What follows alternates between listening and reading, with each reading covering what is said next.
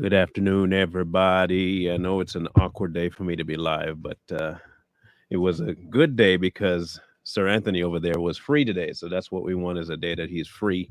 Um, for those of you who are in attendance, thank you for showing up. I know it's outside the norm, but if you can, please, while you're here, like, share, get more people in the room so we can have a real deep, open discussion. I know I tagged it as a debate. It is not a debate as it is a conversation. Um, there isn't any sparks flying between us. I just wanted some clarification on his viewpoints, and I figured this would be the best format for it. Um, and so I want to welcome you, Anthony, to the show. Um, Okay. Thank you for agreeing to be on it.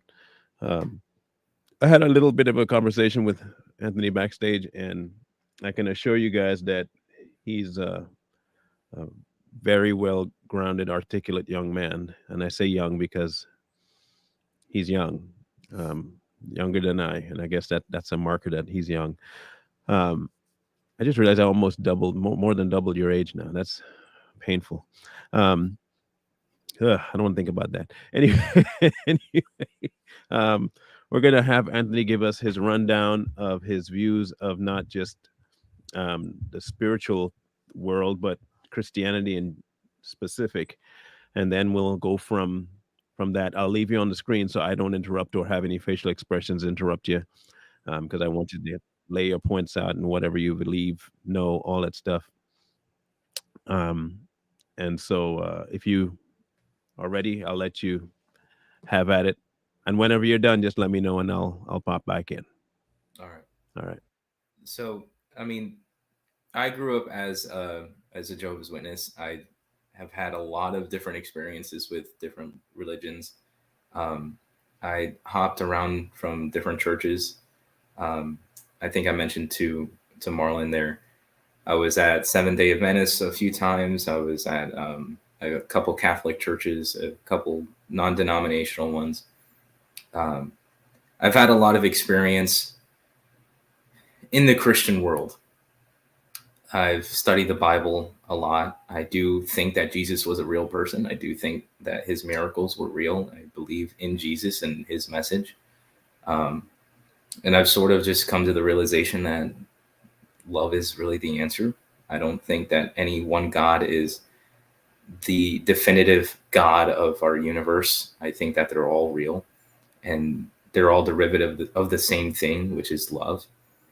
Um, I don't I don't think that anything could be successful without some form of love. And everything we do on this world is based from love, and we create because we love. We destroy because we love. I think that love is the God that everybody thinks is their God, but it's all derivative. I'm good now. Okay. So, um, I have a couple of questions, and then we'll flesh this out a little bit. Okay. We'll get into my take on it in a minute here. But you said you grew up Jehovah's Witness. Mhm. Um, would you consider Jehovah's Witnesses Christian? I think they're a form of Christianity. But they're not. Okay. So, so in your mind, a form, but they're not the full embodiment of what Christianity is. Because Christian, there is a true form of Christianity. So that's why I'm asking if you considered it Christianity or not. like I said, I consider it a form Not of just a Christianity. form. Okay. Um, Now you had said too that everything's a more of a spiritual layer to things. That love is more, not that love comes from, but love is Yes, the is God. And love is everything. you are right to an extent. You are right, because he does say that actually that he is love. Um, so I'll give you that particular point. Point is definitely correct. He is God. He is love. God is love. I know you're saying it that love is God. I get that we're talking about two opposite sides of the same coin, kind of at this point. Mhm. Um, what was the main reason that you stopped believing or giving time to or following this concept of Christianity? because my questions were never answered, not to the extent that made sense. Um, a lot of the things that I questioned were either answered with just have faith, or you can't question God, you can't question Jehovah because you don't know how he works. Mm-hmm. And I was never satisfied with those answers. What kind of questions, though? So for one, the Noah story in the Bible. Mm-hmm. If God loved all these people, why would he kill these people? If Mm-hmm. God loved humans, why would he use David's armies to destroy different nations? If Right. God loves all these people, why would he kill them? Mm-hmm. Another one was, if God gives us free will, why do we die if we don't serve him? If he's giving us free will, then what's the point if he's just gonna kill us afterward? That's more of an ultimatum than it is a choice. Mm-hmm. And in fact, I think it is an ultimatum. It's literally join me or die. That's exactly Mm-hmm. what it is, and it never made sense to me. Um, Okay. and why would God condemn? And this is a question for Christianity as a whole, rather than Jehovah's Witnesses. They teach it a little different, Mm-hmm. but if God loves people, if God loves his creations, and he doesn't give them this choice of following him or following their own path, why would he condemn them to hell forever? Why would he condemn people and creations that he loves completely to eternal punishment? Mm-hmm. Okay. So why condemn mankind is more of an ultimatum, join or die, and the answers, but why destroy mankind or have wars with people like David and Noah in the Bible? Those are your biggest questions that never got answered. You say, right? Oh, they've gotten answered. It's just I wasn't It was satisfied a with it their. was a poor answer. Yeah, Okay, yeah. and their answers was because God, in essence. Sort of, yeah. Yeah, yeah. Um, now when I told you, go If ahead. if you don't mind, No, go ahead. one of the answers for like for David using his armies to destroy other nations, Hmm. it was like God used them for his will. Hmm. Uh, and so he carried out these atrocities because it needed to happen for something else to happen, or because God loved these people. So that only led me into other questions like, okay, why would he specify who he loves and specify who he hates if he Right. loves everything, Hmm. right? um, Hmm. Another one, I just had it.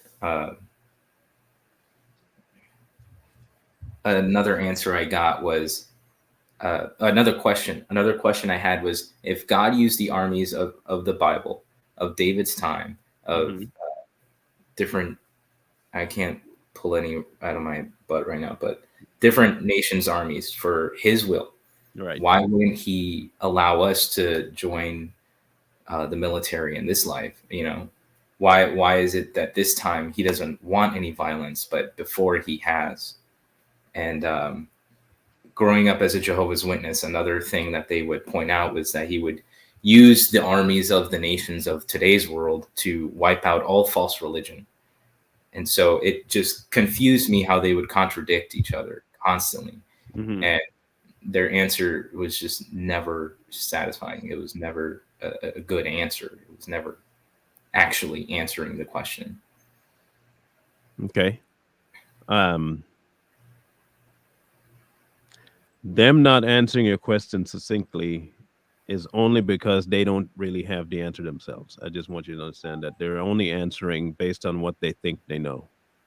Right. Um, and the part of what they think they know is because they don't want to accept another bigger truth of what God actually wants. What I've realized is that mankind, as a whole, um, and this is part of where you have a, ironically, you're more on track to finding God in reality than you think you might be, even though you think he doesn't exist. I'll tell you why in a minute. Um, a lot of the people today that are calling themselves Christians read into the book what they want out of it. They don't read out of the book what the book tells them to do. They read into the book. They go in there with I wonder if I can find in here what will tell me that I can do and not do. And then they drag it out, which is why you have 50 billion different religions and 50 different denominations, because everyone's looking to the book to tell them what they really want. Not what the book says, but what they really want. And then if they can find even one verse that says something close to what they love, then they say, there it is. The Bible okays it. I'm good to go. And then when you show them somewhere else, they say, well, no, that's because God. Or you ask them a very deep question, it goes against what they're thinking.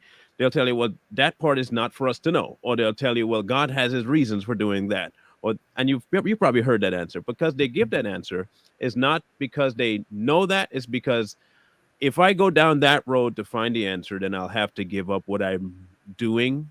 And I don't want to stop doing what I'm doing because it works for me while I can still say I'm a Christian.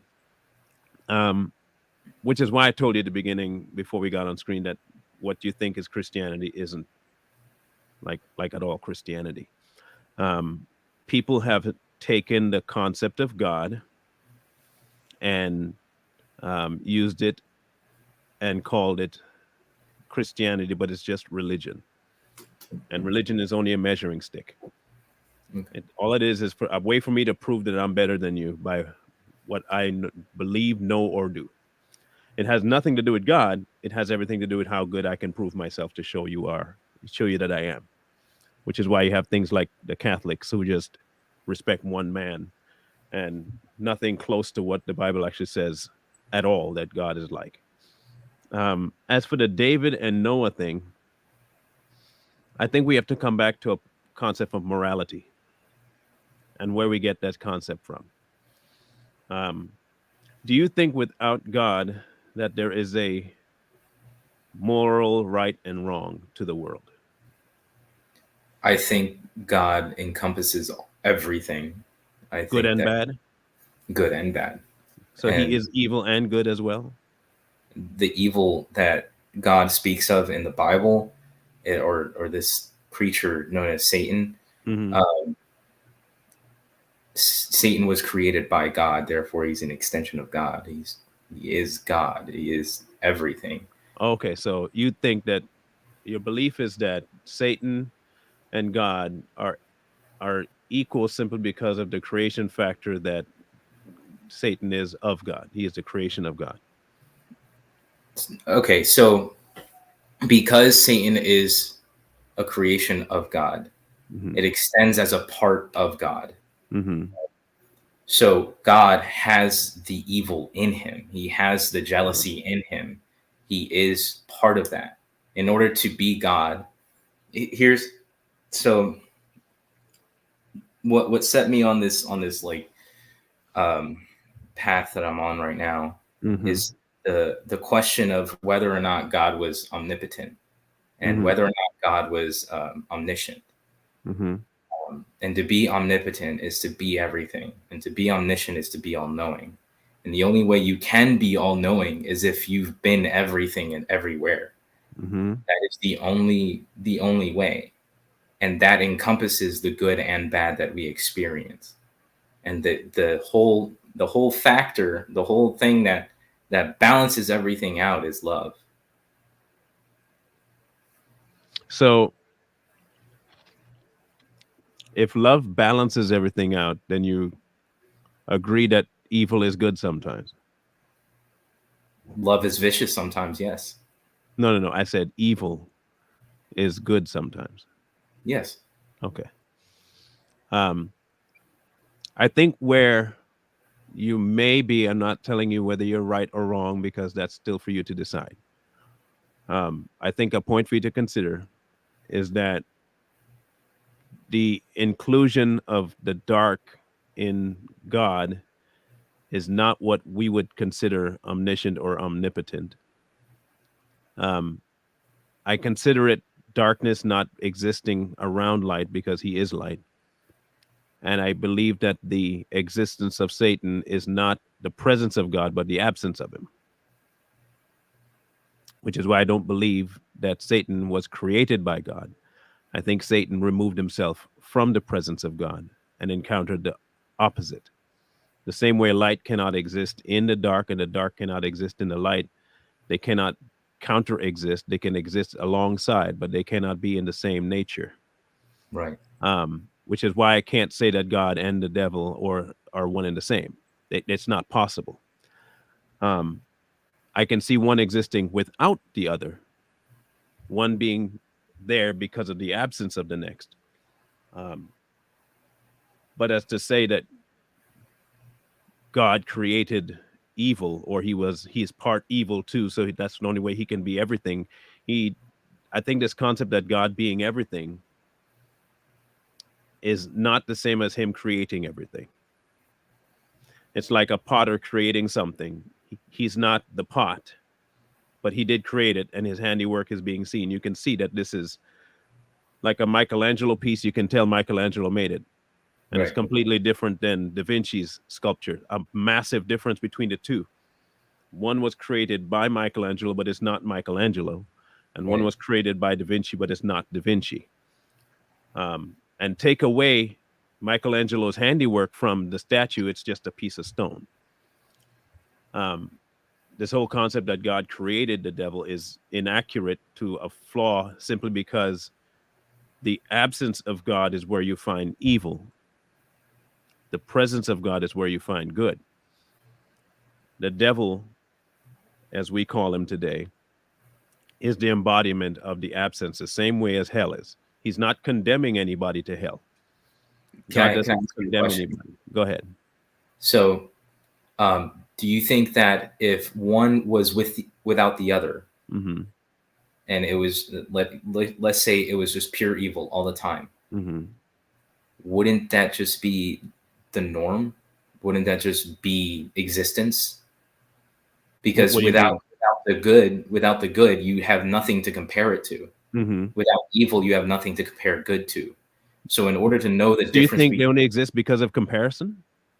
I think, yeah, basically, I think that it only How exists is that? because it only exists because without one, you will never experience the other, and you will never appreciate either side. So So, what if I consider something good and you consider it bad?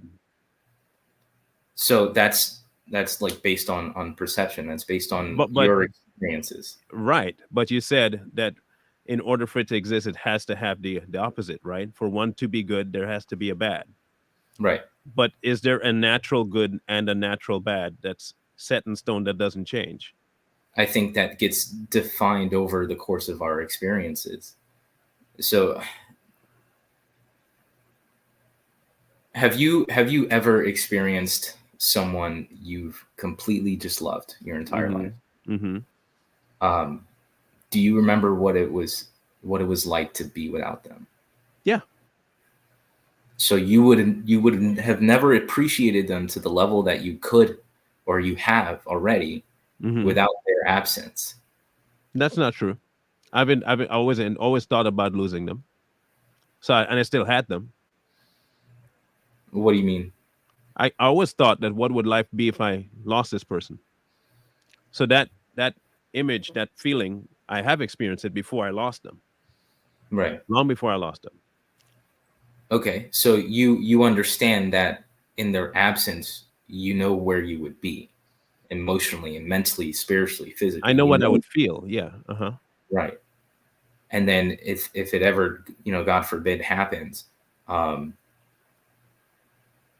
you know it probably wouldn't be as it would probably be worse than what you would think it could. It depends on if I'm planning for it or not. Okay.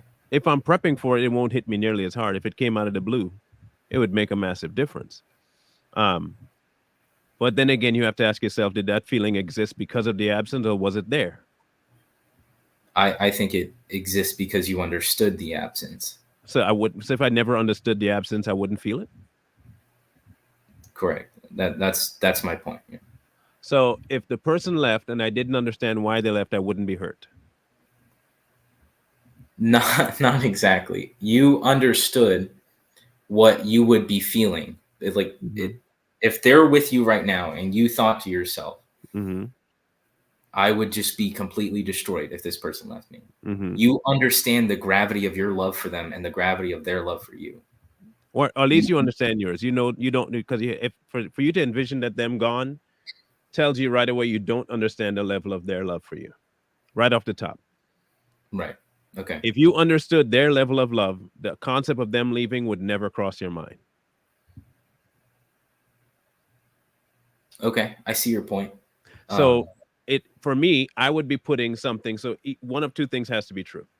Either I have out there a version of truth that does not move, which is when someone is gone, I feel pain, mhm. or it's not true and set in stone, which means at any point in time when someone gets lost, the decision for me is not I feel pain, it's blah. I But it wouldn't say comes to me. It comes to me. I don't go to it. It comes to me. So it obviously is there. right. So I don't mean that it's blah or like, you just move on. What I mean is if it happens, Mm-hmm. you sit with your emotions and you sit with the pain that you feel because of it happening. Mm-hmm. And that is what makes you appreciate the presence of it. But explain the pain. Why am I feeling anything? You're feeling something at that moment because you are without it. You are without your love at that moment. But what is it? Is my question. What do you mean? What is it? What is It's it it that is I'm feeling? What is it that I'm feeling? Is it a positive or a negative thing? it's something that you experience. It's just an experience that you're having at that moment. So it's neither good nor bad. It is an experience. It can't be good or bad. When you start labeling things, you put a limit to them. You put Okay. when you start labeling those emotions as good or bad, Uh-huh. it's neither. It's just what you are feeling in that moment. So then we shouldn't be concerned about why David or Noah went through the things they did because it's neither good nor bad.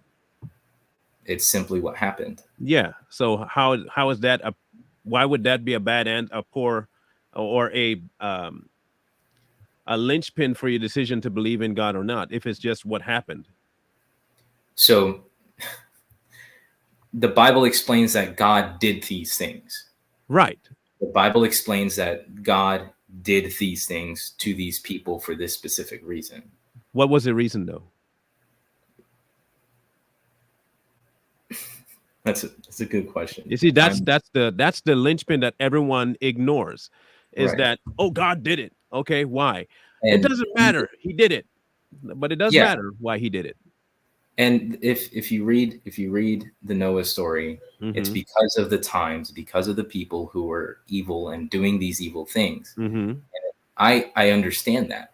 I Mm-hmm. understand that. But if you are a God who loves, you would guide them to a better He reality. did. He You gave them 150 years to get out of it. They didn't stop. From the time that Noah started building, and he kept telling them, change or this will happen, he gave them 150 years for them to decide. I'm pretty sure that's a lot of time for you to make up your mind while a man's building a boat telling you it's gonna flood. If you don't stop doing the things you're doing, this Mhm. is I'm just telling you what's happened. So you have the choice now, either straighten up and fly right or drown. Those are your two options. Now, Okay, let me and I let think me where our ask problem you this. is, go ahead, go ahead. Let me ask you this: if you knew that you were going to die, Mm-hmm. no matter what you did, Mm-hmm. would you care about what you were doing? Well, I'm gonna die regardless of what I do now anyway. Exactly. Right. So what? So why do good? It's not why do good. It's just it doesn't matter what's going to happen. And so just be yourself. Just do So what. what is yourself though? That's something you have to figure out. So okay, so then is there such a thing as good and evil?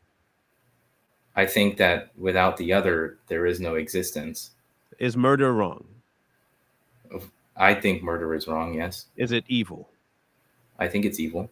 Is child abuse and raping abuse, is that wrong and evil? Yes, So there are definite rights and wrongs in your mind. yes.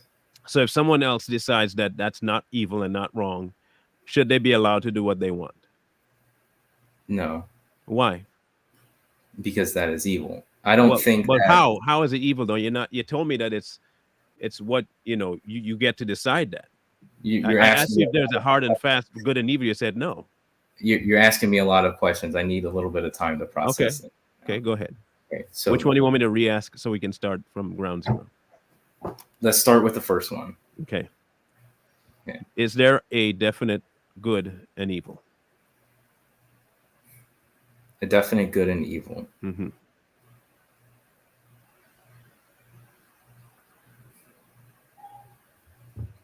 I think that it's based on perception. Okay. We take in the experiences that we live through. Mm-hmm. We determine ourselves what we believe is good and evil. Let me try to write this down. Perception. I don't want to get this wrong. Okay. Um, so if someone grows up abused and tortured and raped, and they believe that's now the original and that's how it should be, and they continue that life on someone else, should they be allowed, because that's their reality, to do it and keep going with it? I think you show them the other side and you show them what is better. Well, okay, but you can't tell them what's better if they've already decided for themselves that that's good. If you That's tell one. me it's perception, that good Mhm. and evil is a perception, and in their perception, after having been through one system, Mhm. that they have decided hard and fast that they don't want to hear your viewpoint about it because it's good, why should they listen to you about a different idea of good if it's all a perception? You can't control what they've already been through. That's their perception. You're telling them to ignore what they've been through, ignore what they've lived, because you say it's wrong. I'm saying that people should be open minded and they should experience both sides before they make that decision Why? because there are better things. But why should they be open minded? Why should they be? Because without the other side, there would be no balance. There would be no Why should there experience be of. balance? Well, you don't want a scale that's completely tipped onto one side, do you? What if that's So the way I want it, though? okay, let me ask you this: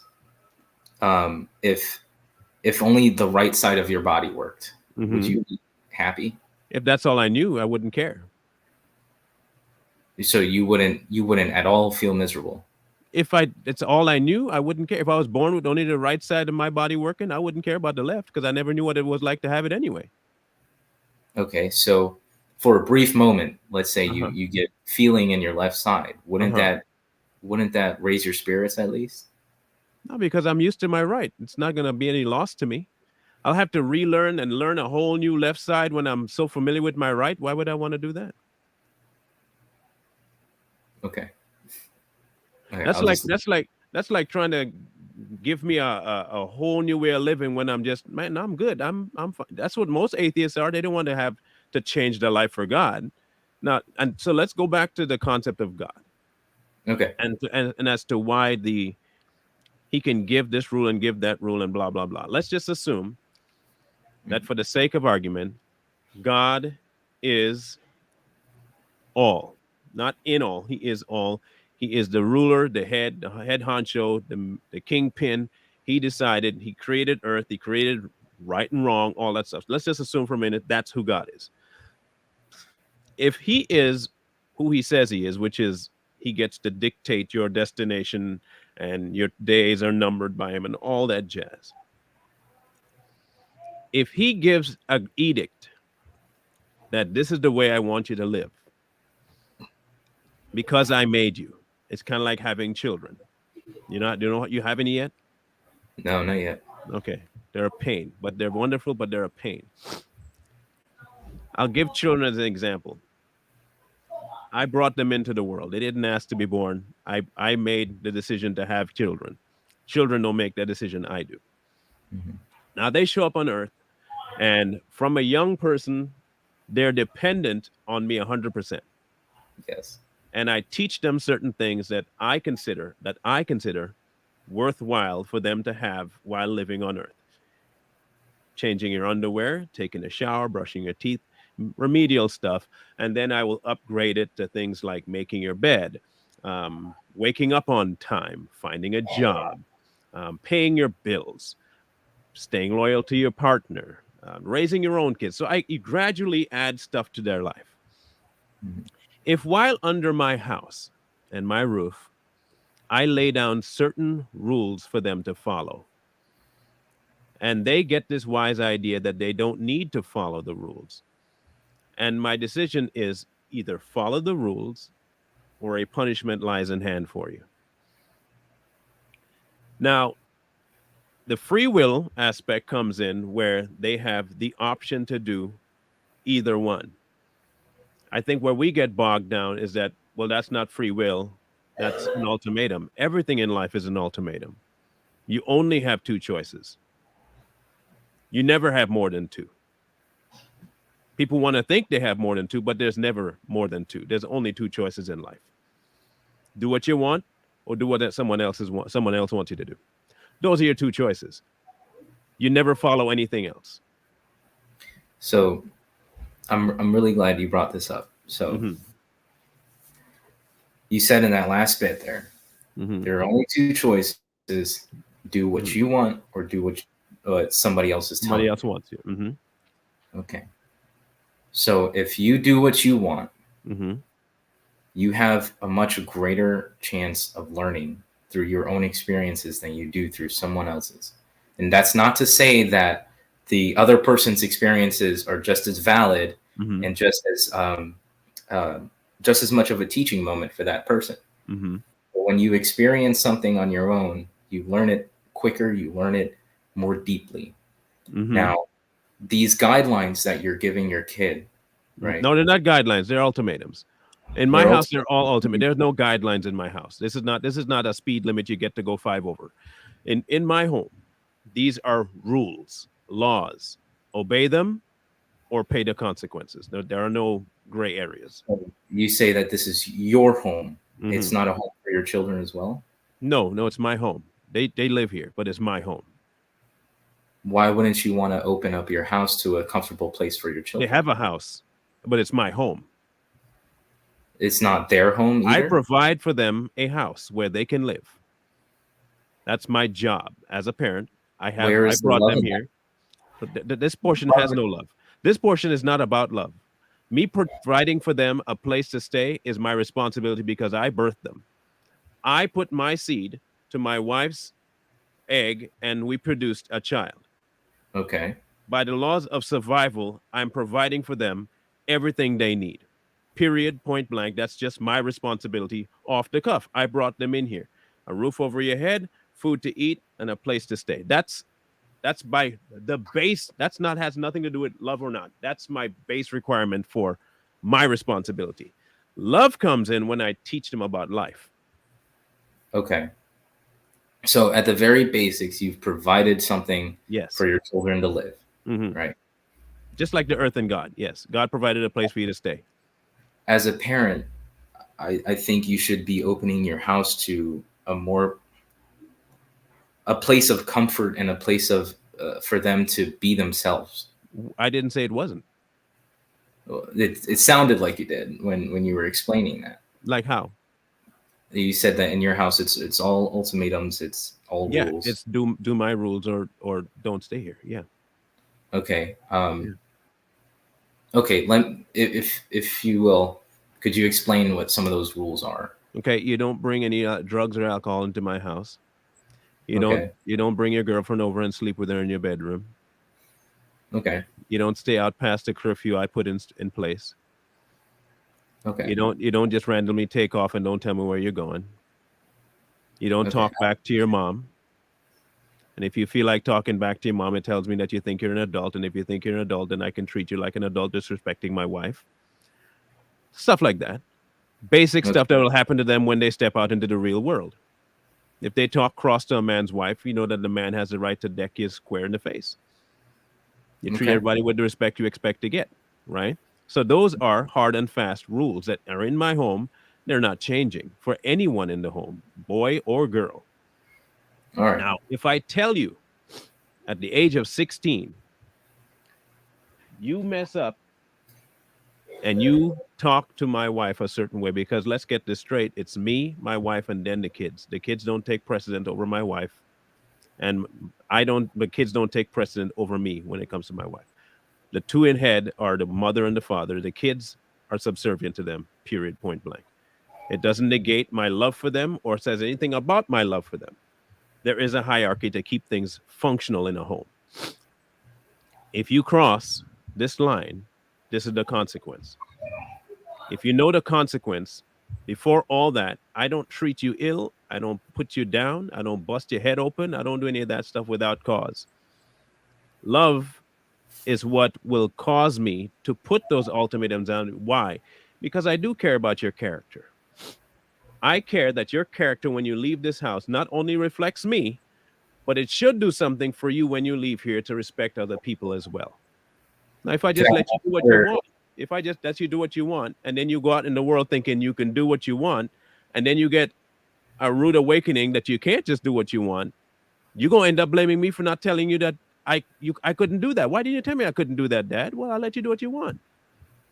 So can I ask where you got this character from? Like you as a person, and your experiences, and like where did you learn to be this kind of person? Oh, it's in the Bible. It's in the Bible. Yeah, mostly it's in the Bible. There's a set way to do it in the Bible. So if we look at it from a law perspective, that's where I got that from. And then So just from a logical perspective, if I don't teach my kids right and wrong, they're just going to do whatever they think is right. And if it's wrong, they're going to end up blaming me anyway. But I don't want them to have to get into that position. Now, for me, if I don't have a set right and wrong in life, then there's no way for me to tell anybody what's right and what's wrong, because it's all arbitrary. okay. Okay. So back to the point of what I believe God is. Mhm. I believe that is God. I believe what you're talking about is God. Because without your experience, God wouldn't know what it's like to think the way you do, to be the person that you are. Say it And again. that I said, without your experience, Mm-hmm. without your life, without your mentality in this moment, Mm-hmm. God wouldn't know what it's like to be that, therefore making him not omniscient. God wouldn't know. He wouldn't. What wouldn't he know? How it is to live your life the way you're living it. He doesn't need to know how to live my life. Why wouldn't he if he's omniscient? He doesn't need to know how I live my life. He needs to know the consequence of what I live. Okay, how would he I know can that? easily, okay, I don't have to experience crack to know that crack will kill me. But you've seen it, right? I have seen it, but you can look at crack and know that crack will kill you. I don't even have to see I don't even have to see the result. Okay, let's put it this way. Will fire burn you? Yes. Do I need to see the effects on my skin to know that fire will burn me? Probably not. Or do I need to know the qualities of fire and the qualities of my skin to know that if that's applied to me, something bad gonna happen? No, what do you mean by qualities? The characteristics of fire and the characteristics of my skin, if the two of them are combined, one of them's gonna lose, and it's gonna be my skin. Okay, how do you think we learn that fire hurts? By the characteristics of fire. By the characteristics, or by somebody getting burned by fire? It doesn't matter whether they get burned or not. The fire will still have done it, whether they knew it or not. Me Exactly knowing my something point. is not based on my experience of it. That has nothing to do with just because I experienced something does not change the fact that it existed before I knew. But somebody else experienced that and passed that information along. But here's what I'm saying. Just because that person and that person before them and before them does not change the elements of fire. I know. Right. So fire is what fire is, and it does what it does.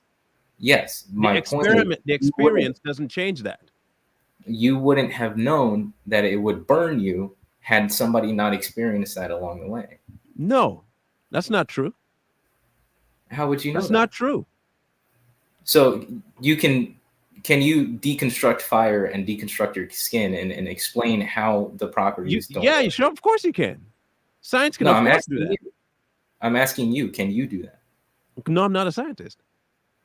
So then how would you know? Because I've seen. So you've experienced I've it. seen fire. No, I've seen fire. You've seen fire. Okay. Was fire okay? You've Let me ask you this: fire. Who did we invent fire? Did we invent fire? No. Fire's always sort of been. Oh, fire's always been. So Fire is always fire naturally. fire always had a certain thing that it does. Yes. Regardless of whether you experience it or not, fire does what fire does. Yes. Okay, and my skin, regardless of whether it's enacted with fire, has a natural reaction to fire, whether I see it or experience it or not. Yes. Okay, if that's the case, then is the fire and the result of it based on my viewpoint of it or itself? I don't understand your question. Is fire going to change fire because I don't see it a certain way? So if I believe fire ain't gonna burn me, is it not gonna burn me? I don't think it will. So if I don't believe it'll burn me, it won't burn me. I think that you can change your outlook on things. So you're telling me that I can negate the characteristics of fire with just thinking it's not fire? Yeah. Wow. I think if we implemented that in child rape cases, they would never have feel anything then. If we tell children that rape doesn't have an effect on you, then we could allow that then. You're going on a different tangent than we No, what no, we were no, talking. no, no. By nature, rape hurts. By nature, fire burns. You just told me that your mind can overcome the element of fire itself if you don't believe it's going to burn you. So if by nature, that's the way you see it, that you can overcome the nature of something that can overpower you with just the way you think, I then think wouldn't that be the same with child abuse? I think that with those experiences that those children experience in their life, they can overcome the trauma that it inflicts. No, no, no, no. That's not what you said, though. But that's not what you just said. You I said understand what I you just can said. negate fire by just thinking it's not going to burn you. Okay, you can do it over a strenuous period where you have to go through trial and error. You have to experience what it's like to be burned, and then Mhm. you have to conquer that feeling. So again, so by that nature of thinking, by that mode of thinking, it would be better to allow children to get that done as much as possible so they can get past the trauma of it, not remove them from it. They can move, they can get past that trauma. So okay, but you said you have to keep getting involved in fire so you can get used to it. I'm not saying that they should be continuously raped. You're twisting my words. I'm not saying that those are your words. I'm saying using that logic, we can apply it. I didn't say you said that. I didn't say you said that. Never did say that. I said using that logic. If fire can be negated by practice of using it, then why not apply it? Because remember, it's all, what's the word you use? It's all perspective. Let me get the Hmm. right word, perception. Then why not apply that to every problem we have? I think we should. So that would I mean think that we should. I that think would we should. Sorry. go ahead. No, go ahead. I think we should apply the fact that everything we experience is our own perceptions, and if we just had a conversation about it and we applied the love that we have, we can overcome every single problem that we have How? by just loving people. Okay, okay. So I want to make sure I get the mindset right. Okay. Mhm. The nature of fire burns, heats Mhm. up, gets warm. The nature of my skin is to be consumed by fire because it's weaker than fire. You said that you can negate the qualities and all of the stuff of fire if you just don't believe you would be burned by it. I want to make sure I got that part right. Let me explain. I Yeah, think please. that if you are putting yourself in a position to overcome this fire constantly over and over again, and you train yourself to do it, you can achieve it. Hmm. If you can think it, it's already been done. You just have to put the work in. And that includes getting burned or not getting burned. Yes. You just have to achieve a high enough conscious level about your body versus fire for fire to no longer have an effect on you, Yes. including singeing, burning, all that can be negated if you think deep enough. Yes. And I think a perfect example is the Tibetan monks. Hmm. They constantly put their bodies through torture. Right. It is a constant state that they are in, and yet Hmm. they are some of the most amazing people on the And, planet. and they Nobody can ever still be let burned.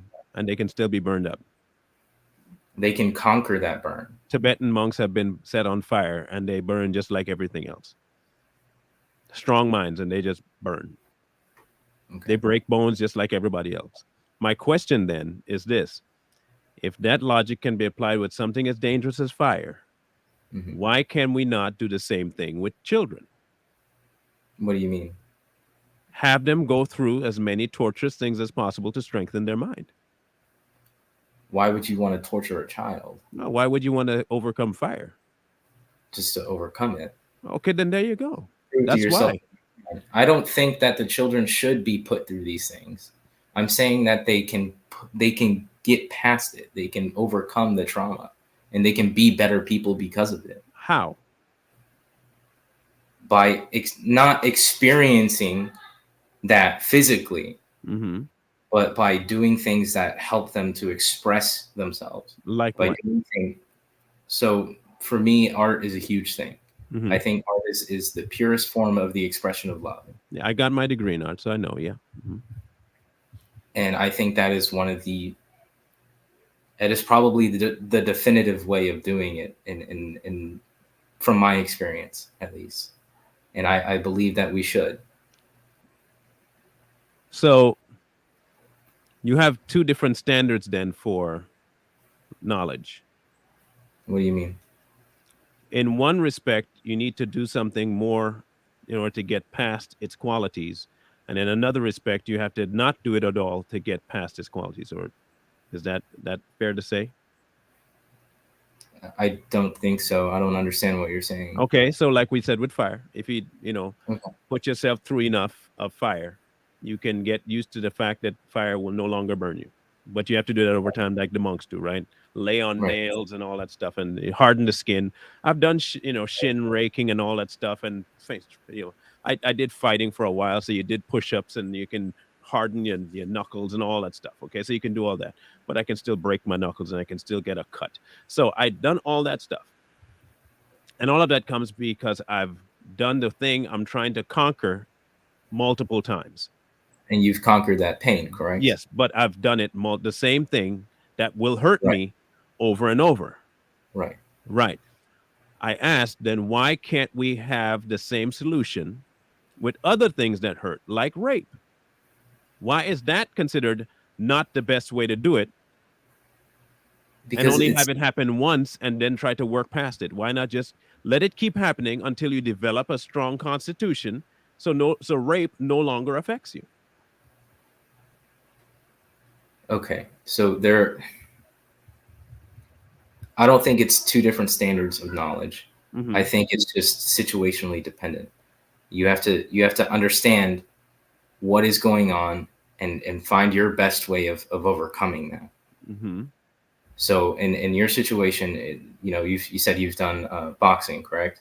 Yeah, MMA, yeah, and So karate. you've done MMA, Hmm. and the best way to overcome that was to keep training, to keep pushing yourself and your body to those limits. Hmm. Now, if it, God forbid, a child gets raped, right? Hmm. The best way they can overcome it is something that they have to just do. They have to understand their situation. They have to understand what happened, why that person did it. They have to think about it a lot. It takes a lot of self discovery to push past that trauma. Okay. Um, Now, I've never been abused in that way, but I have been abused, Hmm. and it took a lot of mental reconfiguration to push that Right. and to understand that it happened. I've learned from it, and now I'm a better person because of But it. okay, so what happened to you? Was it wrong? Yes, Why? I think it was an evil thing Why? because I understand what it's like to have a good thing in my life. But why is that not a good thing? What do you mean? Why is what happened to you not a good thing? Well, I consider it a good thing now because I'm better of it. No, Better no, because no. The act itself, why is it not good? the act itself is because of the pain that it inflicts. But it's all subjective. But you're not telling me why the act itself is bad. The act is bad because of the Going to point. the gym hurts. I went to the gym yesterday and my muscles are like killing me right now. They're cussing me out right now. They hurt. It hurts to go to the gym, but it's a good thing. So why is abuse on a child by nature bad just because it hurts? Children are completely innocent. They don't understand. No, they're not. No. Wait till you have your 1-year-old and see how innocent they really are. They're not innocent. They don't know any better at Children that age. pop out lying all the time, bro. Trust me. When I'm telling you now, you're gonna change a lot of your viewpoints when you have a little you coming up to you and lying to your face, lying, and they know. That's not even like they don't know. They know, and they lying to you. Children are innocent. Don't give me the innocent thing. Now, if you're telling me that children don't deserve it, I could get that, but innocence has nothing to do with this. Okay. Children absolutely don't deserve it. I do think that they're Right. innocent So because that has nothing to do with the innocence of them. That has to do with whether or not they can defend themselves.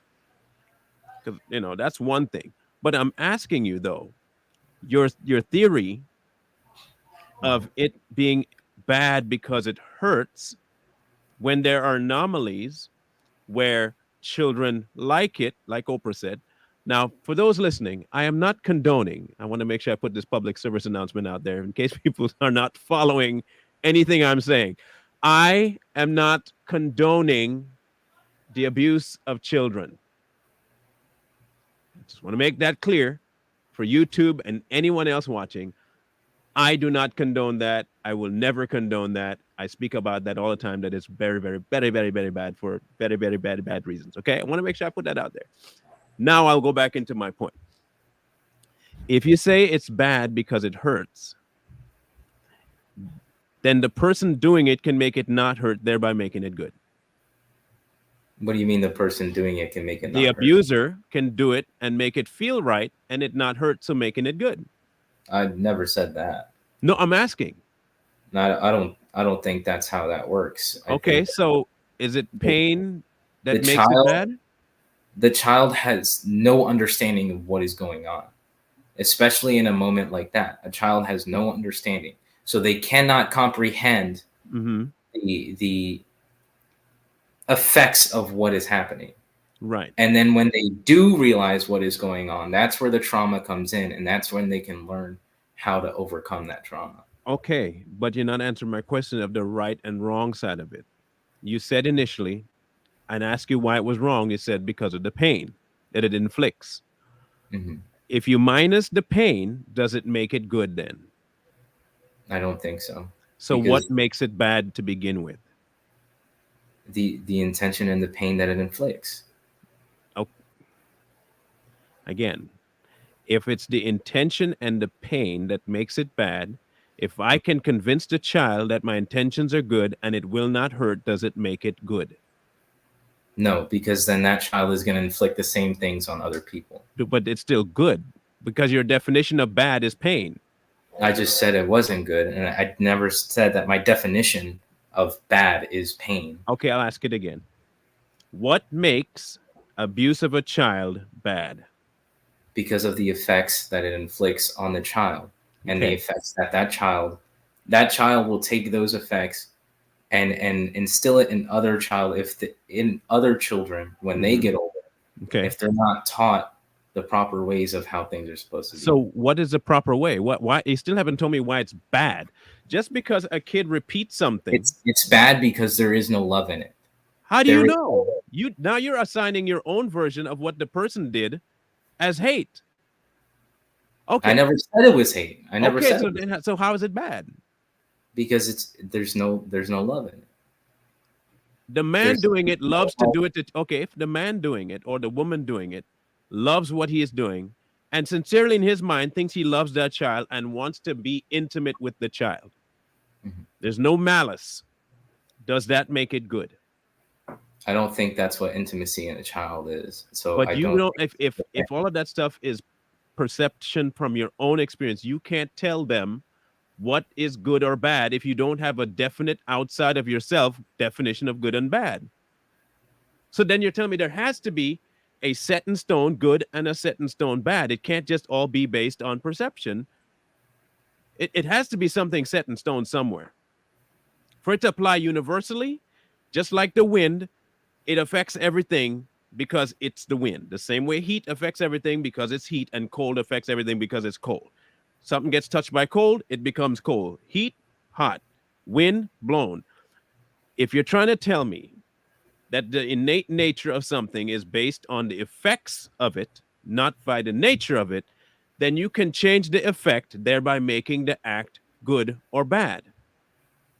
I think that you can change your own reality based on how you think about things. Perfect. Then a child rapist can change his own reality to make it good. And we should leave them to be themselves. And they can become good based on what they've experienced. But what is your version of good? In their mind, good is having what they want, which is Love is sleeping with good. children. Love is good.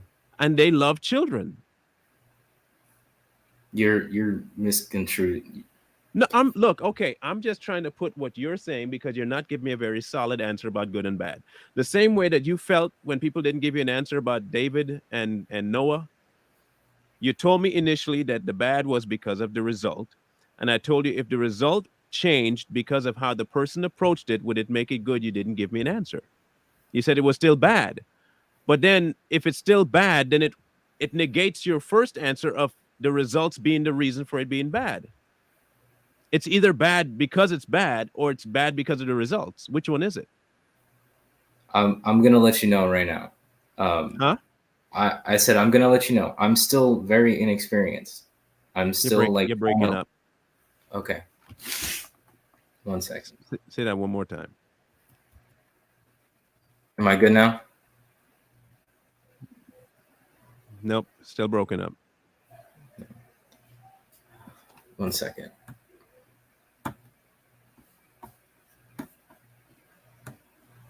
Can you guys hear him okay? Or is it just me? Tell me, guys, is it me or him? My Wi-Fi is good. I don't know what it is. Let me check one thing here.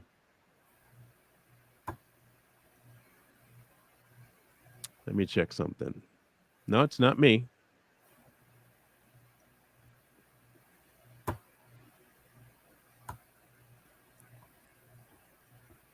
Is it better now? Is that better, guys? Is it me? Okay, say what you were saying now. Where were we? I'm still very inexperienced. Mm-hmm. Okay. So I probably don't have the answers that you're looking for at this moment.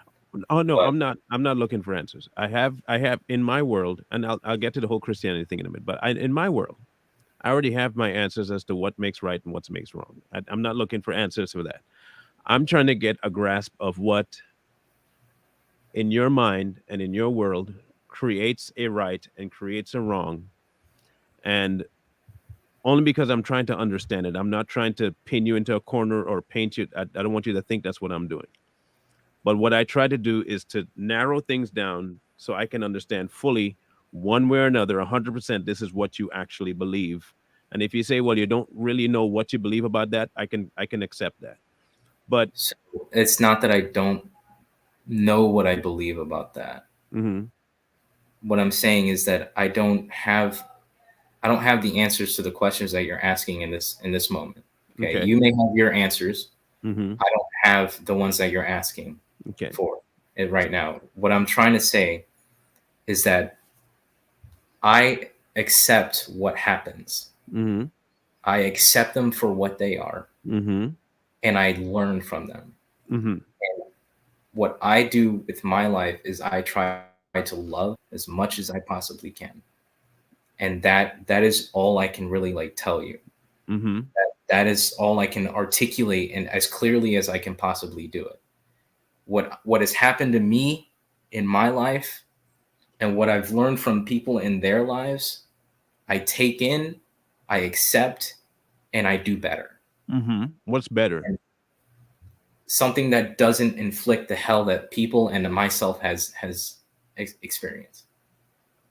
So, contrary to what you say, there is a definite wrong and a definite right in the universe. Outside of experience and outside of application, there is indeed a wrong and a right. I think that there will always be evil and there will always be good. A wrong and a right. Yes, and I Okay. think that there has to be a balance. I think that there always has to be a balance. Okay. And So you had said that. Well, I won't go into what you said. I'll go into what I said about Christianity. And I told you before backstage that it's today's Christianity is not at all what the book at all. Like not even close anymore. Unfortunately, there are a select few that have it, but it's so watered down anymore that it's all spiritual mumbo jumbo at this point. That's why people can't get a straight answer out of nobody. Mhm. Um, God is not evil. God is all good, and the absence of Him is where you find evil.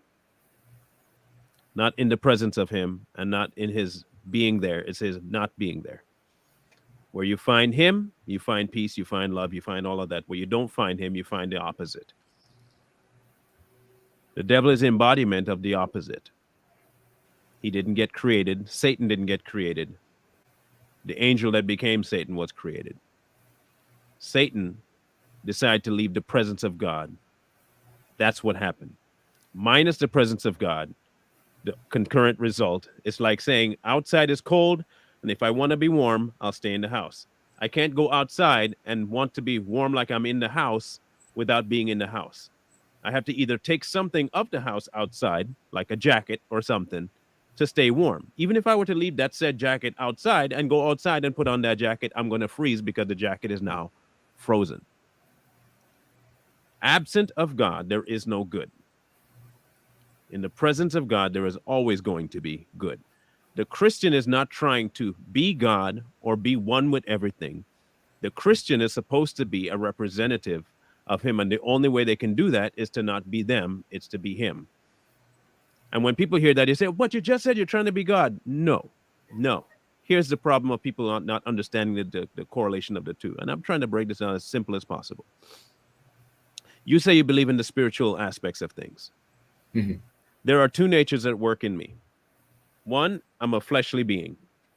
And two, I'm sentient, is what probably people would call it. I have feelings, I have emotions, I have intellect that doesn't really apply, that you can see, that's not tangible like my body. In that realm is where God operates. While He made this mortal shell, there's a realm where He can change you innately on the inside that doesn't affect the body necessarily in terms of you can see, oh, now he's glowing white. Now he's a Christian. That's not how He works it. Mm-hmm. So the Christian comes to Him realizing that my body and my spirit have both become something that's antithetical to you. Mm-hmm. What you have to do now is I have to see it. I saw my place before you. I recant that portion. You do with it what you will. You put it to death, as we would say in the Bible. Most people don't understand what that means. It's a renouncing of what you were, your former self, spiritually. Mm-hmm. You get rid of that.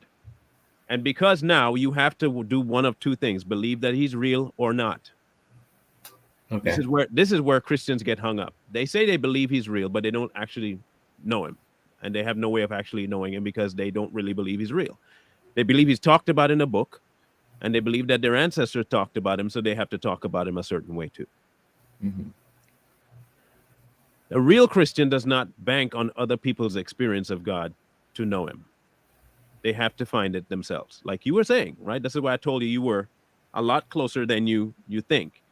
The Mm-hmm. biggest difference between you and a true Christian is that you don't ascribe it to God Himself. You ascribe it to a thing called love, and that's everybody can experience it and become God. Yes, and Right. I think who's the Bible says that in Genesis first chapter, the Bible says that we are created in His image. Right. Right. Which one? Our physical or our spiritual? It just says that God Oh no, created. but it does. So which one do you think it's talking about? It says that God created man in His image. I know. Which man do you think he's talking about? Right? Humans Okay, or Adam. let's go with your definition. So he created humans image. So he is a human. I don't think God is human. I So what think God image did he create man in? in the image that would. I believe that So you that see what God. I mean? No, I believe that God created us to use us to live our lives to learn, Uh-huh. and God But is living through us, and we are created in His image, as in this is the embodiment of perfection, because God is perfection, right? mm-hmm. So why wouldn't He create something that's perfect? He did. So I'm saying what did he create that was perfect? What did he create? What was Every after his image? everything, and in the Bible, it's humans.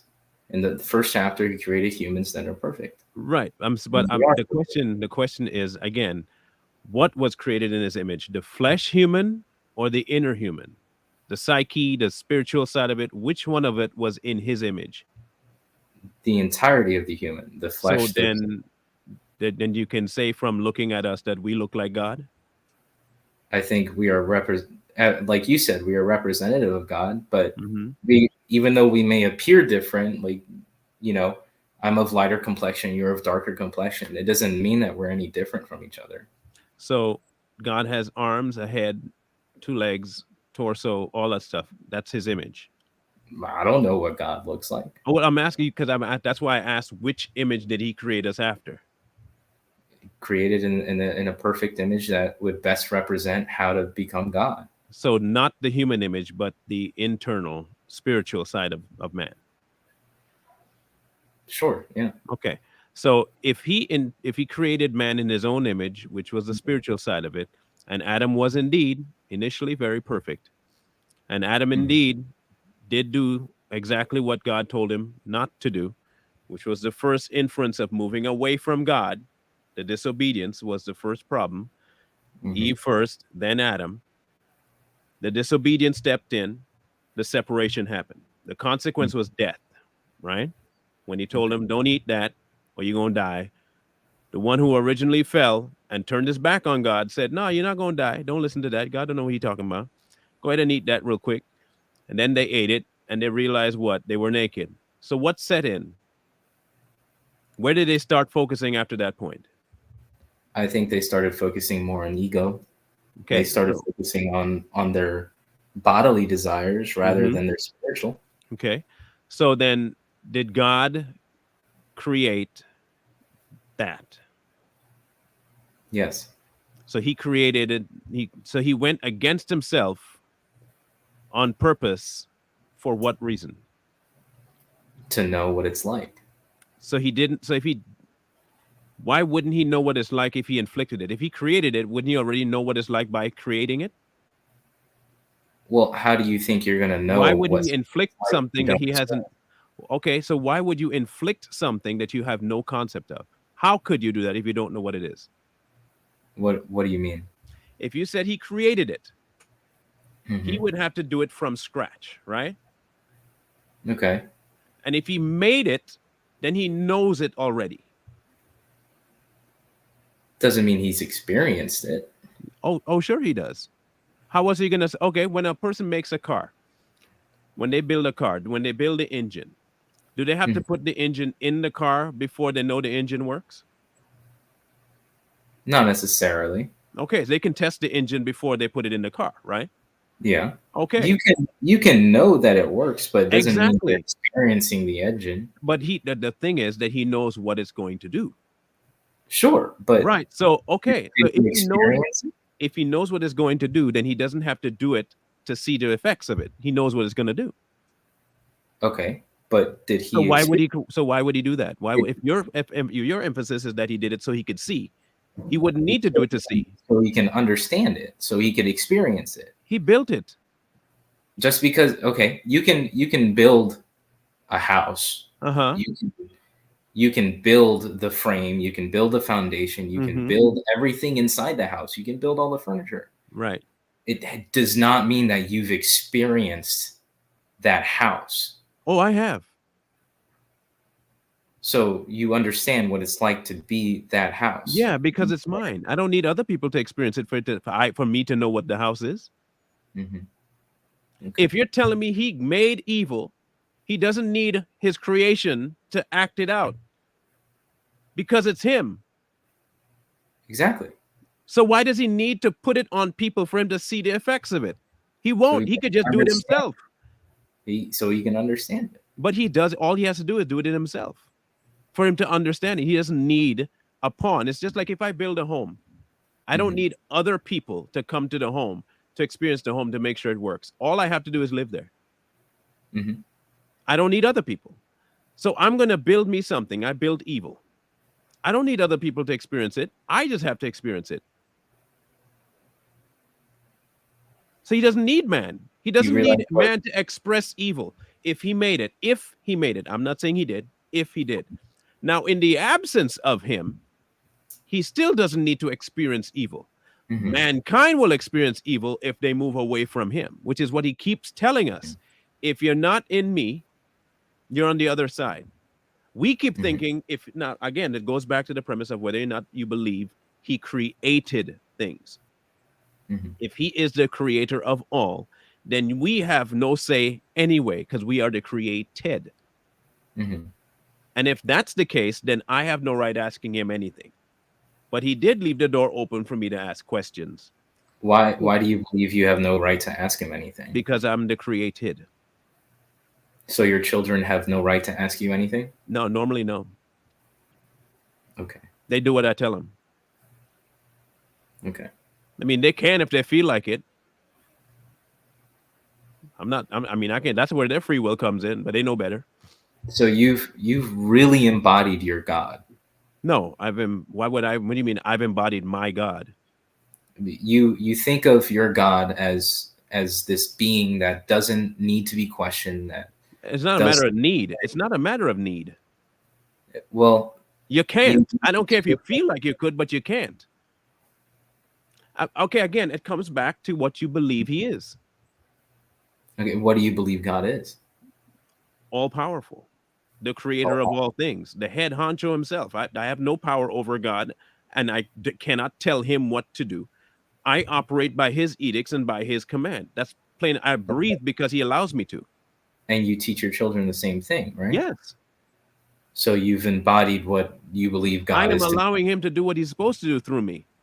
Raise my kids. So then why wouldn't you think that you are God in that moment? I'm not. Why not? Because if you're doing everything that you believe God wants you to do, if you're doing because I embody somebody, I'm that person. If you're doing everything by the book according to what you believe that you're supposed to do based on this God that you believe in, what is to separate you from being that God? Because I'm not him. It's like my boss. I do everything the boss tells me to do at a job. That don't mean I'm the boss. The boss comes to me and said, I've been making bread for a long time. I'm going to teach you how to make bread. This is how you make the bread. I am not him. This is not my store. I'm working for him.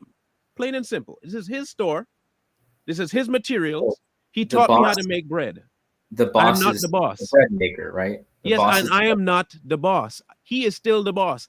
I am simply replicating what the boss does. Think about it. Just think about it for a moment. Okay? Go ahead. This man who's in a higher position than you are, much higher, is teaching you something. Right. Why would he teach you that? What do you mean why? Because he wants a job done. Obviously.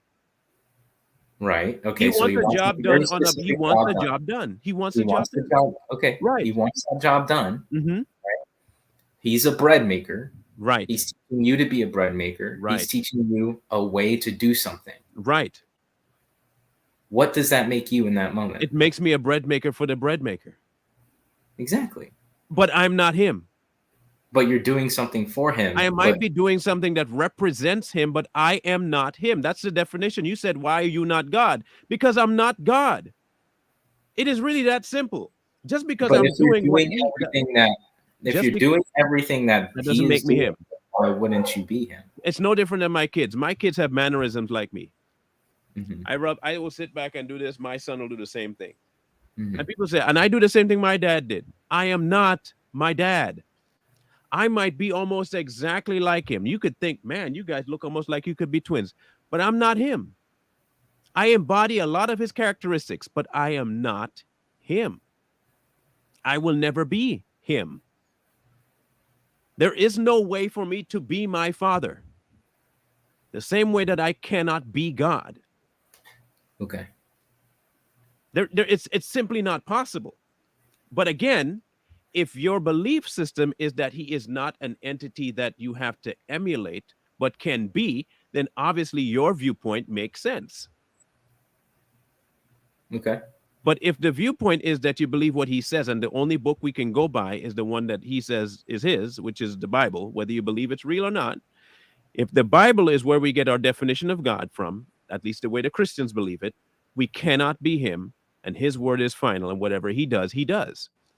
If you, as a spiritualist or whatever you consider yourself, someone learning what your inner self is and your real self is, believe by nature that you can be God, then everything will hinge on whether you see it as beneficial to yourself and people, and that will be good.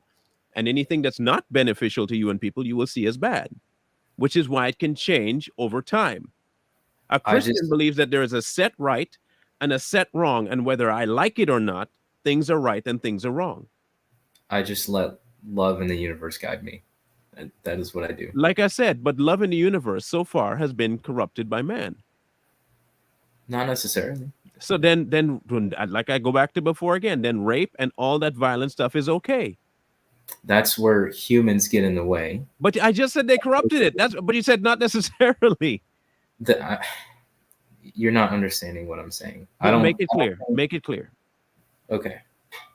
If you let love in the universe guide your body is just an instrument. Your body is just the means in which the universe operates. Mm-hmm.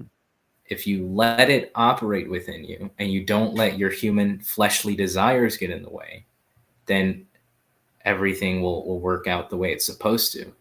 Now, in your point, to your point about men, and women raping children, I understand what your point is there.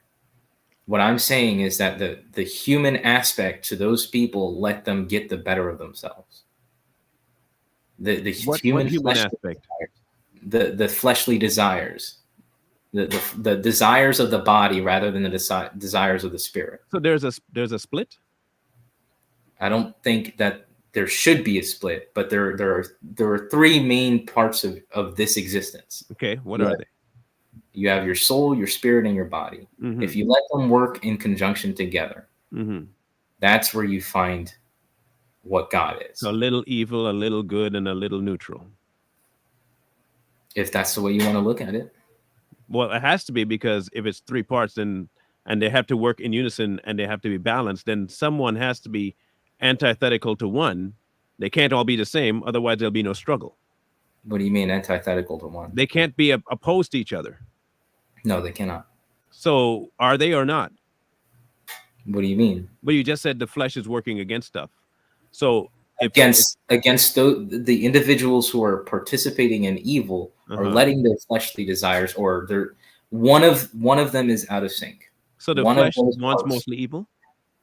I think the flesh wants whatever it desires. And how does it get that? By that person get those things by letting the body guide them, not letting the body, soul, and spirit work in conjunction. So is the body by nature good, bad, or indifferent? I think all of them individually can lead to evil. Okay, so they all three possess the same similarity. Okay, so they all possess left and right. We'll call good and bad left and right to varying degrees. Okay, sure. Is that what would that be closest to what you think? So the body has a level of good and bad, the spirit has a level of good and bad, and the soul has a level of good and bad. Yes. So there is a good and bad. And if you let them all work together, the only thing you'll find is good. So there'll be no existence of bad. Not necessarily, because you're letting them all work together. So you're telling me that good and bad can coexist to create unity. Yes. So we need bad. To an extent. Yes. To what extent? To the extent that it balances out with good. So what is the balance that we're looking for? You've got to find it.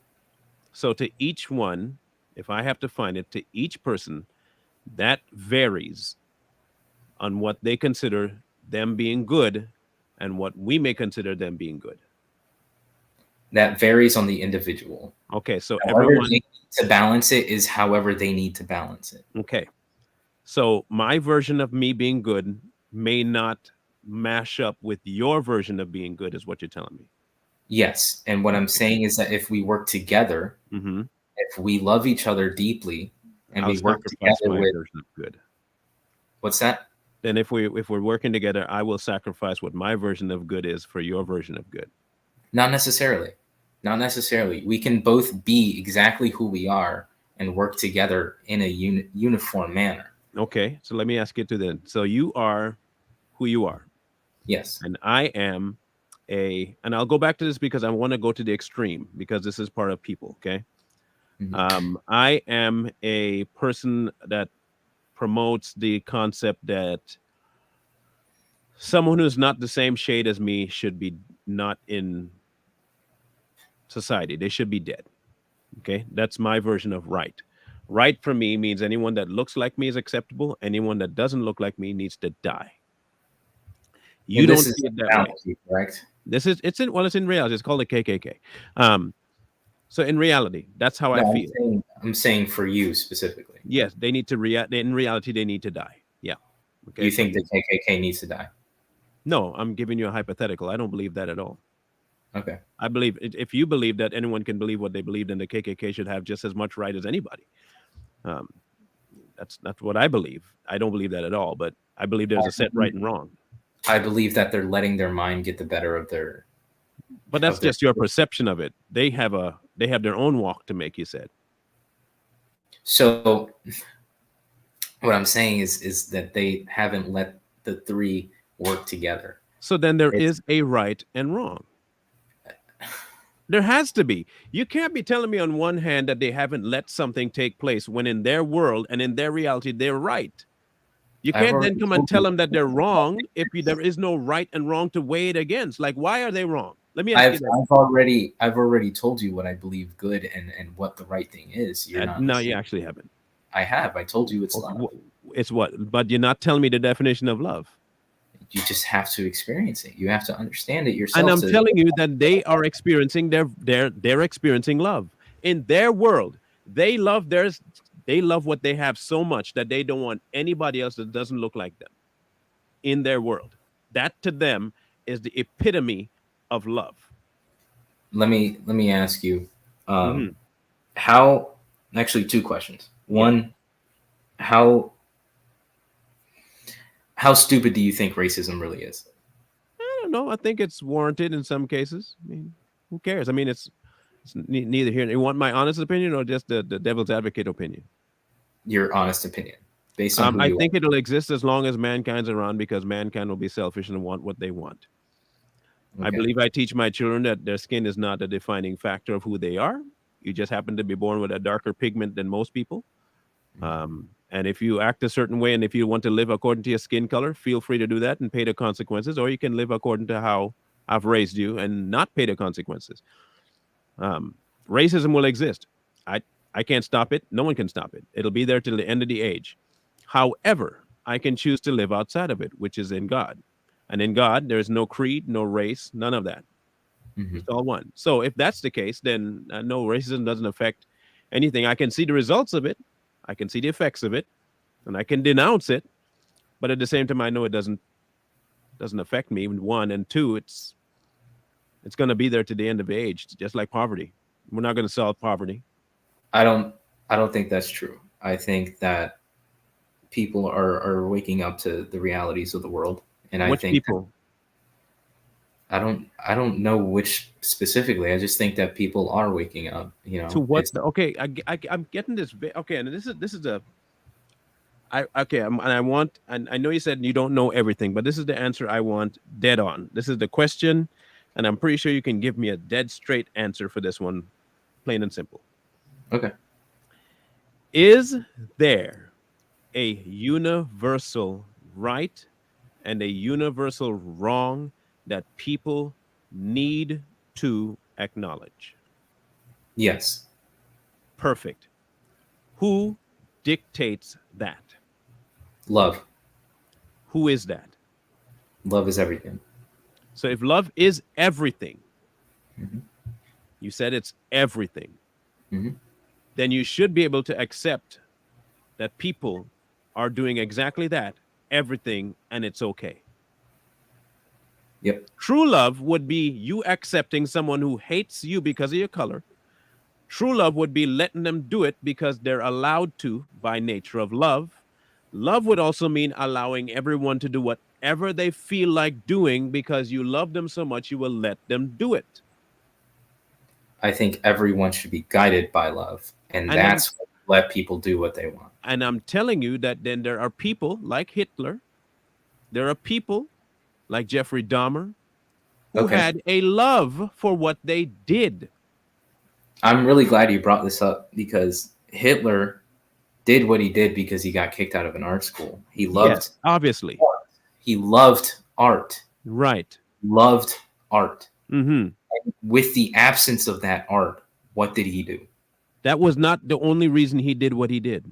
But he was a heartbroken man. So of But course that he's was going okay. to Oh, do. that was not the only reason he did what he did, though. To relegate it to art, cause a genocide of almost 6 million people is I'm kind not of putting.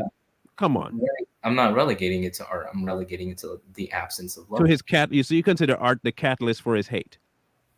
I consider the absence of his love the catalyst for You his tell hate. me he couldn't do art without the school, He got kicked out of the one school he wanted to go but to. he couldn't do art outside of that. I'm sure he could have, but So he he didn't. chose to hate. I think he chose to let the absence get to him. But then, He but chose that's not still to. okay. But that's still okay then. I never Oh, is it not or not? never said Because it was okay. I never said that. it has to be though.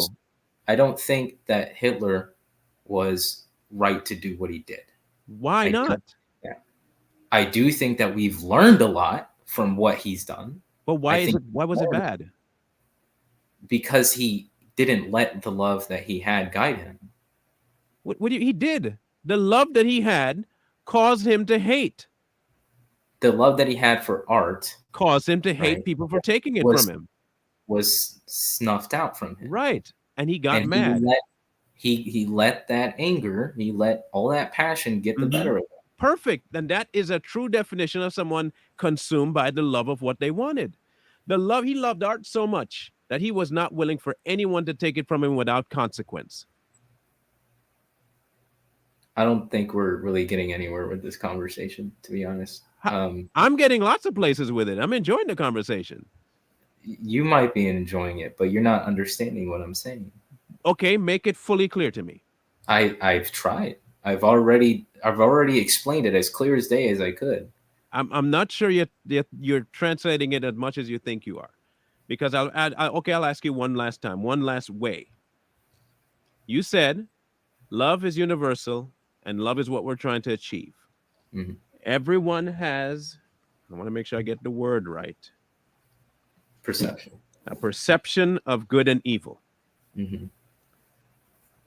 If everyone has a perception of good and evil, but we need both good and evil for life to thrive equally. But at the same time, you want to tell people that their versions of good and evil is no longer perception because you think something they're doing is wrong, then you can't have your cake and eat it too. Either it's perception for everyone or it's perception for the masses. Let me put it to you this way. All right. This banana I ate. Mhm. It was delicious. I Right. loved this banana. I Right. loved every last Mhm. second of eating. What's Okay. that? Now I just said I loved every last second of eating this banana. Okay. Now this banana is turning brown. This banana is rotting. Mm-hmm. Well, it's no Banana. longer the banana. That's the banana skin. But yeah, go ahead. Okay. So with this skin, Mm-hmm. right? What can I do with this to make it flourish? Compost. Exactly. Mm-hmm. So this dying peel, Mm-hmm. we can all agree that dying is not a fun experience. Oh no, it is a great experience actually. But go ahead. I'm Okay. telling you from my perspective, dying is a great experience. But go ahead. I think after death would be the great experience. No, no, no, no, no, no. Dying is the best experience ever. Okay. So with this dying banana peel, Mm-hmm. most people, we can agree at least, Mm-hmm. will consider dying not so fun. Right. But you can take that dying peel Mm-hmm. and you can turn it into something that gives life. Mm-hmm. That is what I am saying. But it's no longer a banana. Maybe not in this physical realm, but somewhere along the way, it comes back to a banana and it does the same thing. No, it does not come back to a banana. It's a skin until it goes and rots away. It may feed a banana, but it is no longer a banana. It's now Okay. banana skin. You ate the banana, Mm-hmm. and the banana is now processed out, potassium, sugars, all of And the it banana throughout your body. gave me nutrients. The Right. banana did many good things for me. Mm-hmm. The act of eating it may not have been fun for the banana, but Mm-hmm. it Well, it can't feel, so that okay. prove to me the banana can feel. It's something you have to experience for yourself, I and have to be a that's why. banana. Yeah, you'll live every life. I will live every life. So I come You back. will live. Which You will version live. of this? Which version of it are you in? What do you mean? Like for this life? Yeah. I mean, how many have you lived before? What were you before now? Oh, I don't know, man. So you come I back won't figure without that it. out. Okay, if you come I back with won't no figure that out recollection, until later. so if you come back with no recollection of what you were before, how are you growing? You're growing through the experiences of this life. Yeah, and then you die, and that life is done. If you come back again, you just go through the same thing over and over. So when you die, and you remember the life that you lived, you learn from it, and then you go back in and you learn again. So, but you Learn don't learn. You just forget something what you had different. before.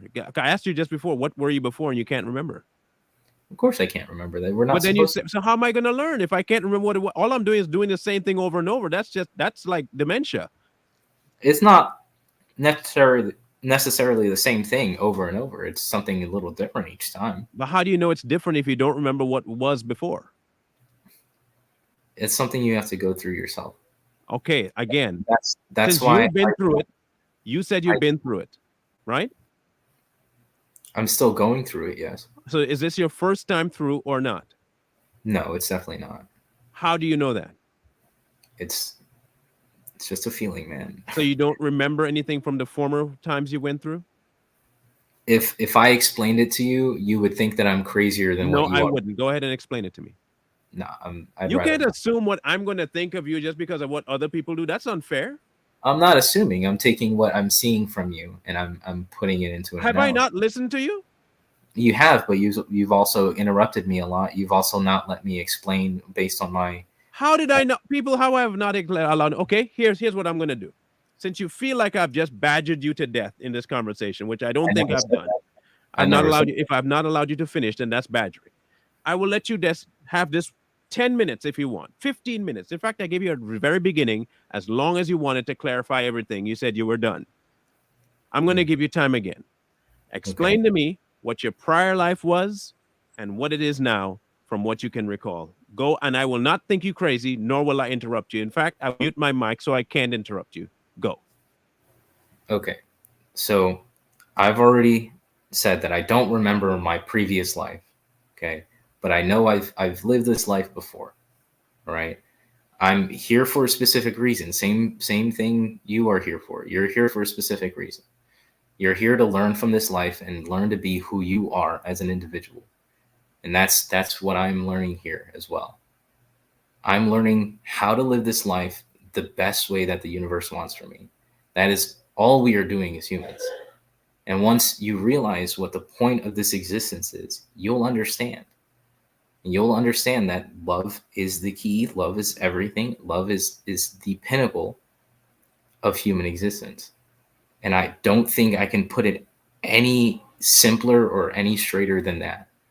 You know, I told you I've been in many different churches. I've dealt with religion my entire life. I've learned what I can from it. I've taken the best aspects from it. I've taken the worst aspects from it. I've learned from both the good and bad. I've questioned everything I can. The best question you can ask is why. The best question you can ask yourself sometimes is, what is the smartest thing I can do right now, or say, or ask, or whatever? What is the best thing to do? That is all I can really like explain. You have to take it in stride. You have to accept what happens to you. You have to accept that this is the life that you are living, and you have to learn from it. And where people get caught up is when they refuse to learn, is when they refuse to accept what's happened to them, when they refuse to accept that there is a better path that they just haven't found yet. And it's not always clear cut. It's not always clear as day where you need to go. You just have to feel it out.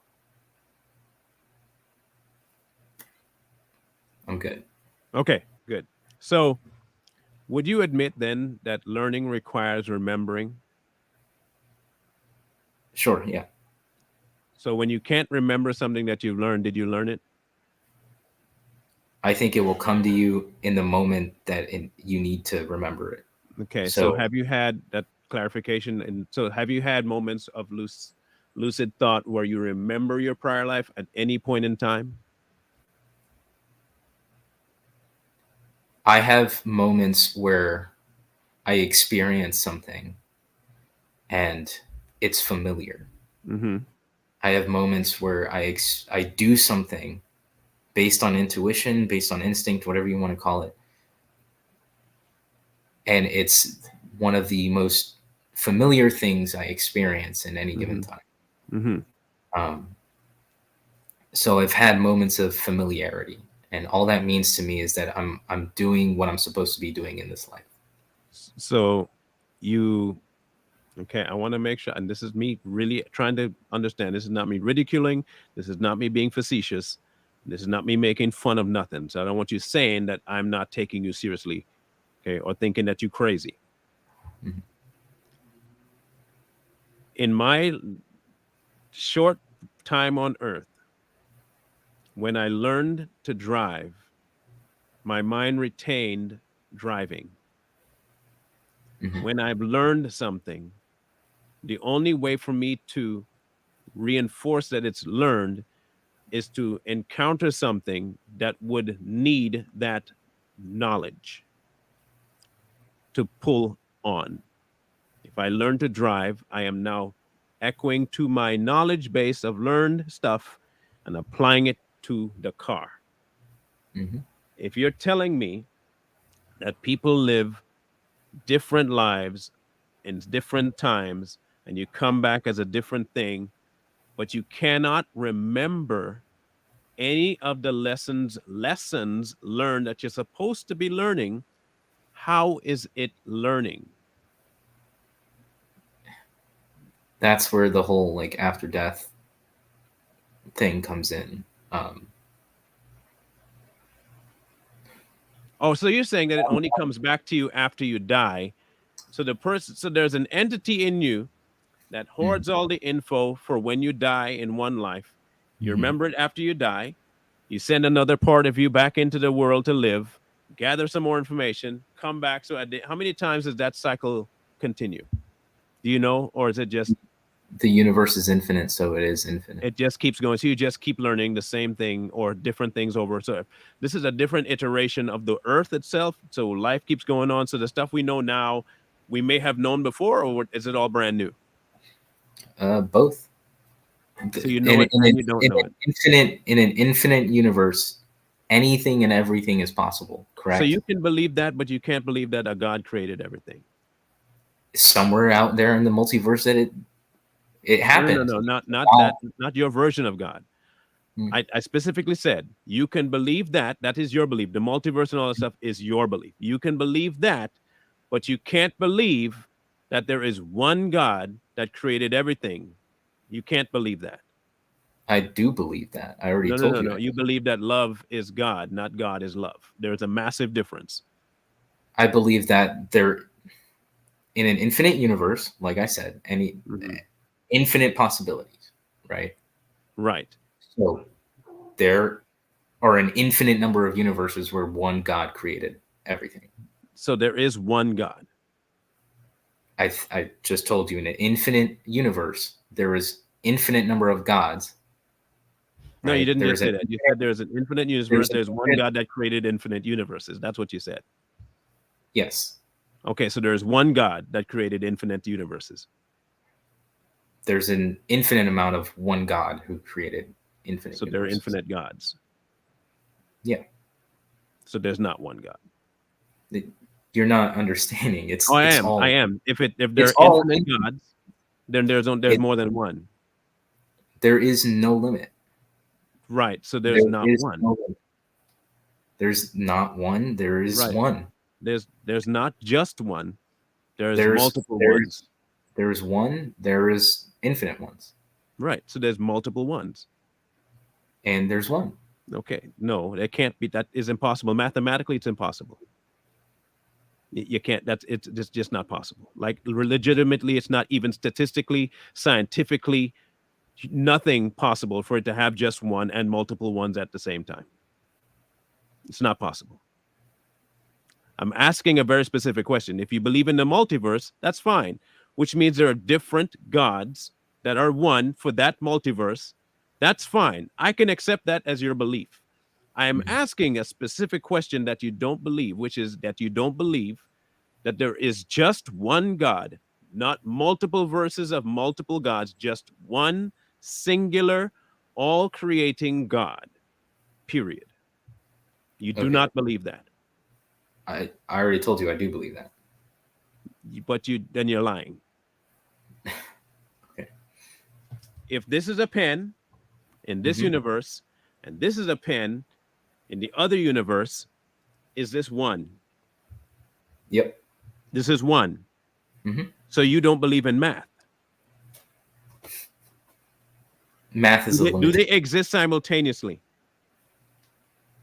Yes, they do. Then it's not one, bro. There is.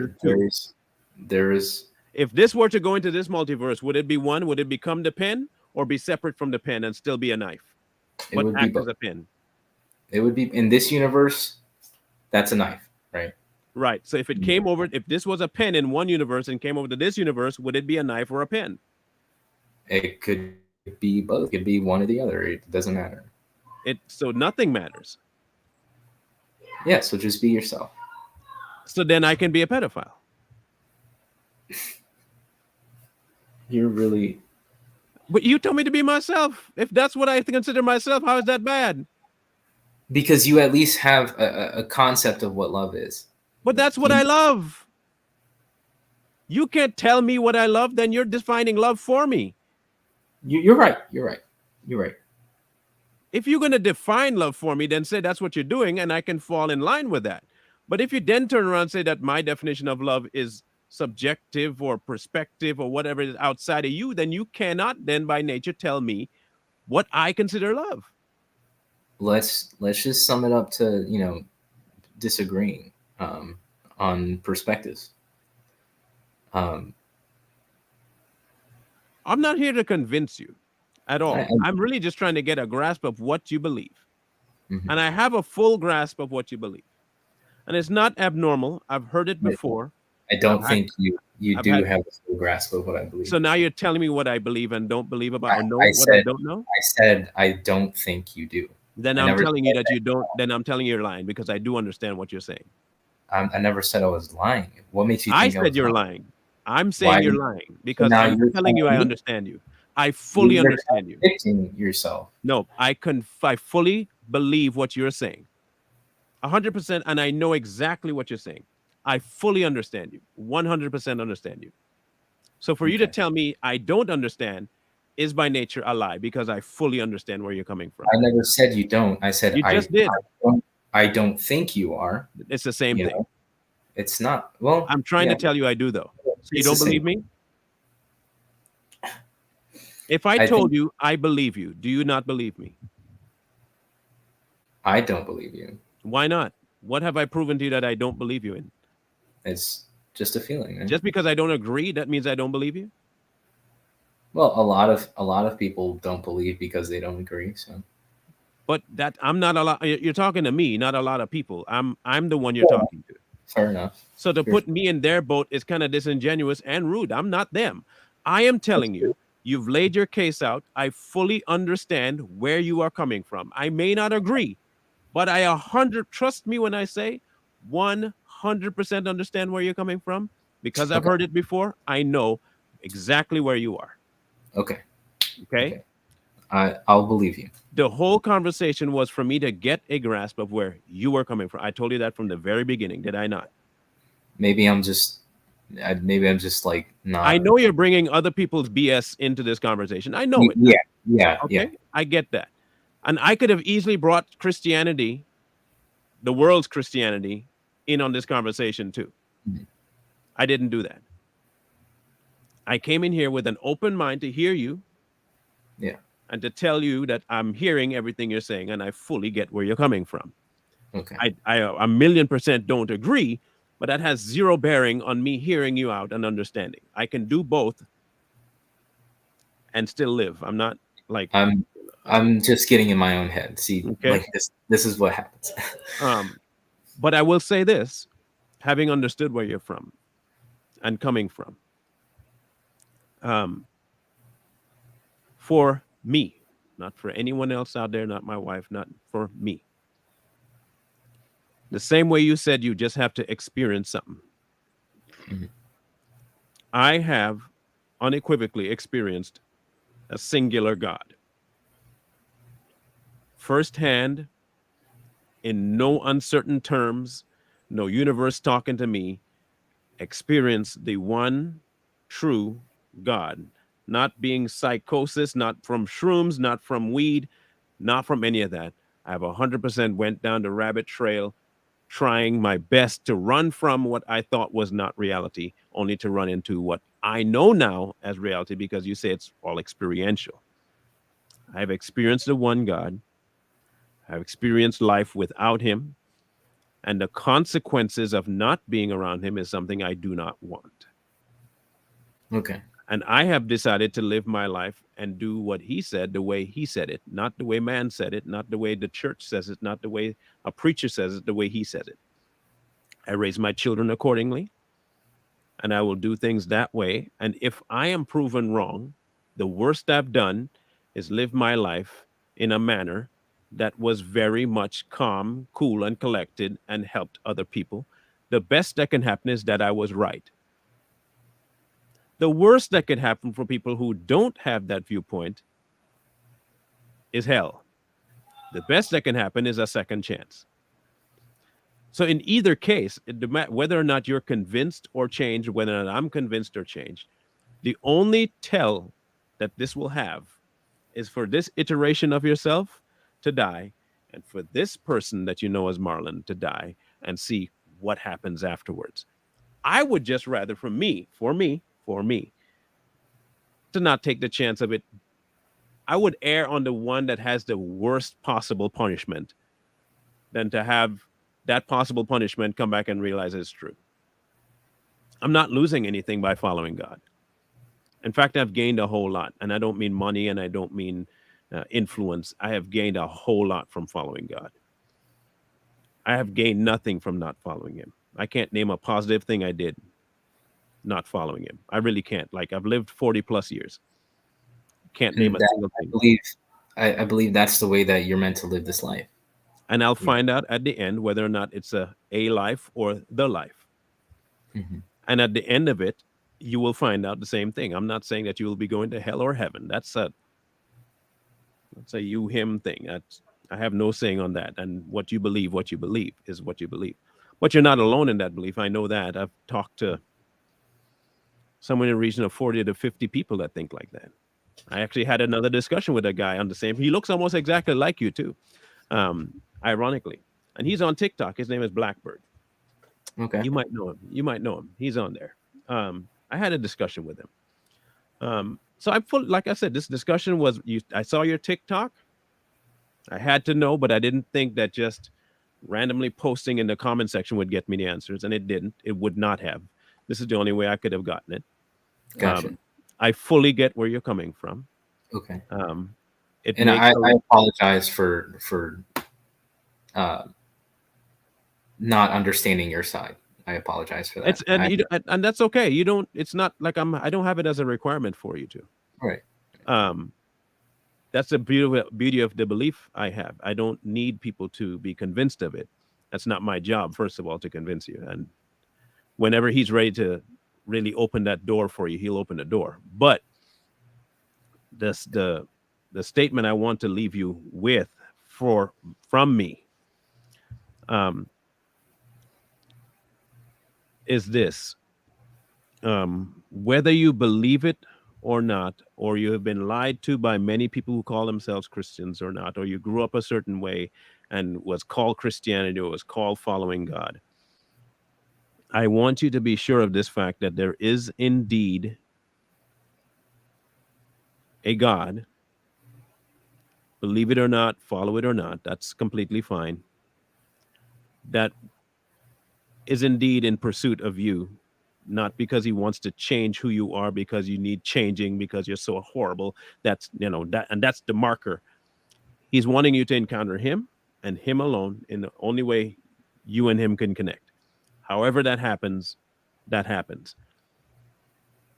Your viewpoints are your viewpoints. I get that. And you've come to them by, I can only assume, honest evaluation of who you are and who other people are. I can't desire anything other than that for you. But if your mind is as open as you say it is, do not close your mind to the possibility that you are 100% wrong. If you really are a man of honest, open thinking, do not ever close your mind to the fact that you might be 1000% way off into the weeds and just need to be corrected. That's also an option on the table. While you might be right, you could also have the option of being wrong. Because you're asking that of me, that I might be wrong. And in my world, I've been down that road before too. So I've played that out in my world. You say you're still searching. And as someone still searching, my advice from an older head is to keep in mind that there is still a possibility that what you believe may not be true. I'm not saying it is or not, that it may. Can I ask you something as well? Mm-hmm. Are you open to that possibility too? I have been, and I did run that down the rabbit hole. And like I told you, there. If you want to tune in Monday, I'll be giving my story. Actually, Okay. I've been giving my entire testimony, as what we might call it in the church, I guess. I don't know. I'm just giving my story on Monday of how I got to this point. Okay. And it'll probably give you a better idea of what kind of rabbit holes I've been through and what, where God took me from. And this is who I'm assigning it to because it's what I've become known to be true. And what he's allowed me to go through. And what he brought me to now. So, yes, I have been on the exploratory side of this life. I've spent years doing that. And whatever works best for you is what works best for you. You know, no, because I tried what works best for me, and it didn't work. It didn't. Like I said, if you tune in tomorrow, you'll understand what that means. But I have tried what I want to work for me, and this doesn't work for me. This works for him. Okay. I'm telling you now, this does not work for me. I don't like being on camera and talking to people. This is now my job. This is like a huge thing for me too. I understand. Okay? This is a job now for me. Gotcha. I have now become a YouTuber. I did not want to. I wanted to be an electrician. I go in a hole. I fix some cables. I go home. I put on a hard hat, wear a high vis vest, and I work, I work, I work, I go home. That was my job. That was me, quiet, relegated, do what I gotta do, go home. Make my money, make 5K a month, go home. Make 7K a month, go home. That was me. And Mhm. then he said, nah, that ain't you. That's what you used to do, but that's no longer you. And I'm like, but bro, I can't do this. And he's like, no, you're gonna. And now I'm doing it. So, like I said, I'll go into all of how that all happened, but um, I have been to the doubting and um, I've actually dabbled in a lot of these mystic and other religions, and I've put my mind, read the Quran, um, I've read the Book of Mormon. I'm fully read on all these things, mysticism, chakras, all of that. You can ask the audience. I talk about it all the time. It's in my head. All of it didn't get me anywhere. Didn't get me a single place other than confused. And it wasn't until I realized a few things, like I'm going to talk about tomorrow, then Mhm. it finally popped. Like that's why it wasn't working. Right. Uh, but like I said, this is not me saying that you have to believe anything. I'm That's never a good way to tell somebody. Right. You don't have to believe Jack. My dad used to say the only thing I have to do is be black and die. Everything else is optional. And even now, black is optional too. I can just bleach, but I'm still black. It doesn't matter. So I wasn't here to try and convince you. I just wanted to make sure I understood where you were coming from. Understood. Yeah. I don't like watching people's video, and I do try and talk to them. Some people, they're too dumb to have a conversation. You're not one of those. For someone as young as you are, you're not stupid. You have a high intellect, and you can at least have the conversation. Whether or not you come with it tainted or not, you still were able to have a conversation. Right. A lot of people are not able to do that, and that's commendable. Um, but as for me, I've been down, the roads of where you are, which is why I say I'm familiar with it. And I've been down multiple other pathways trying to find a way to live right.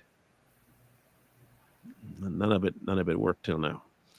And so, but I do want to thank you for being, because you're one of the few that actually say, "Yeah, I'll be there," and actually showed up. Some people showed up Right. and they say, "I'll be there," and they just say, "Oh, my dog died, or my cat's eating my lunch. I can't come." All kinds of dumb excuses.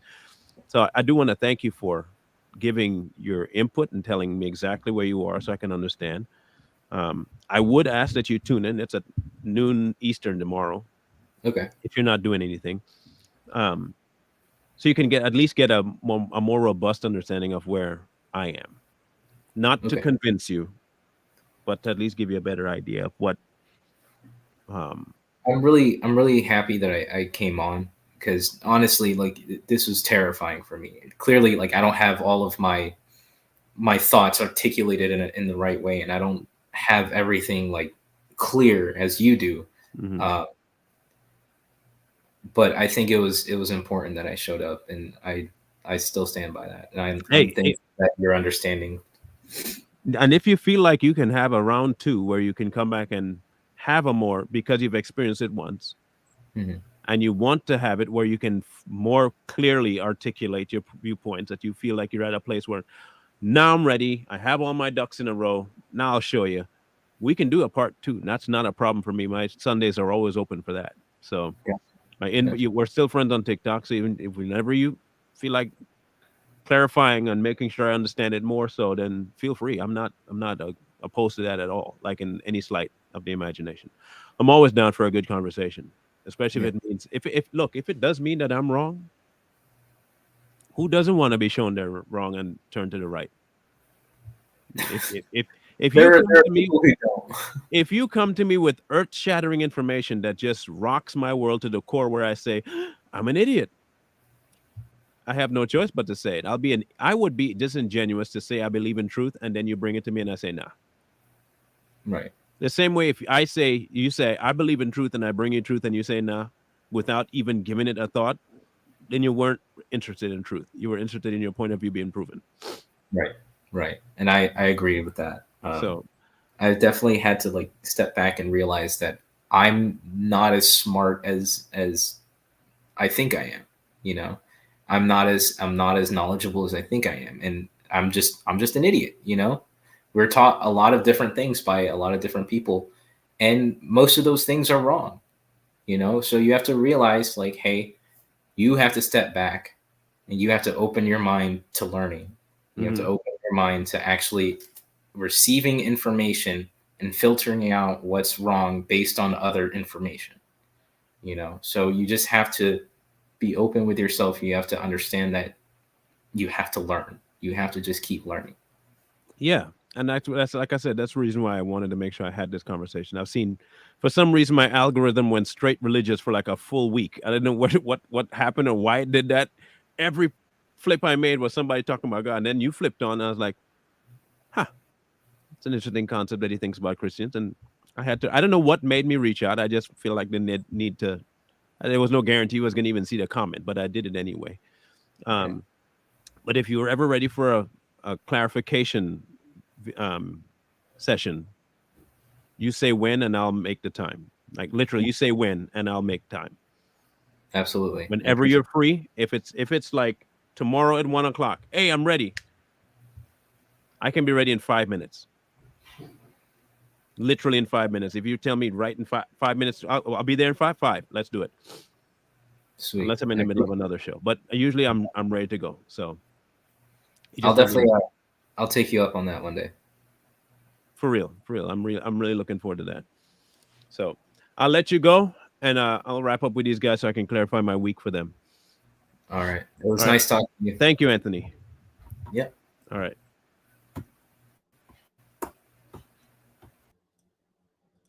So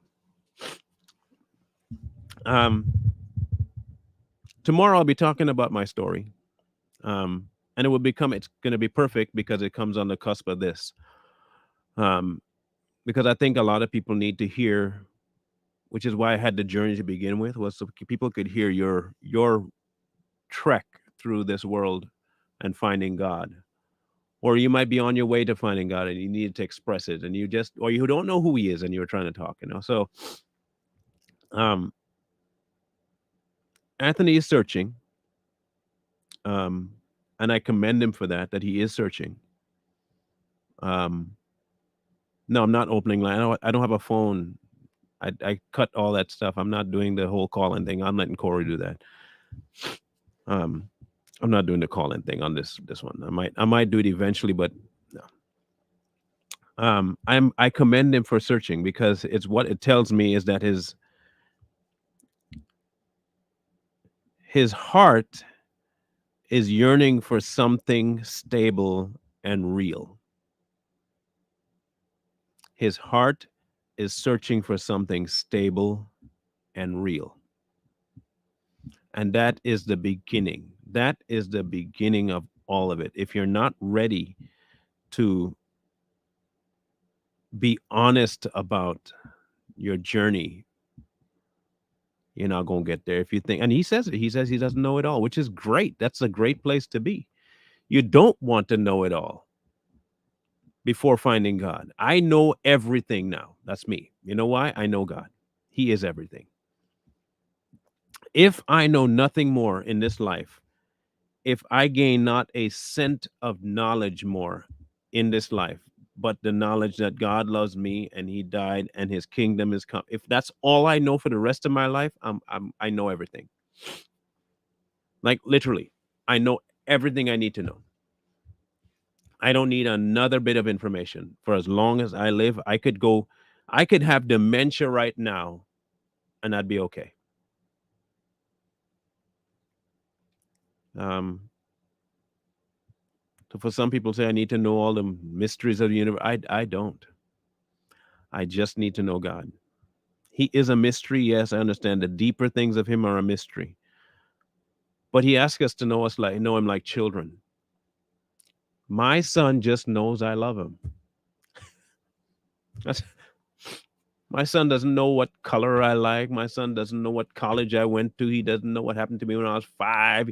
He just knows I love him. That's in his world. That is all he needs to know.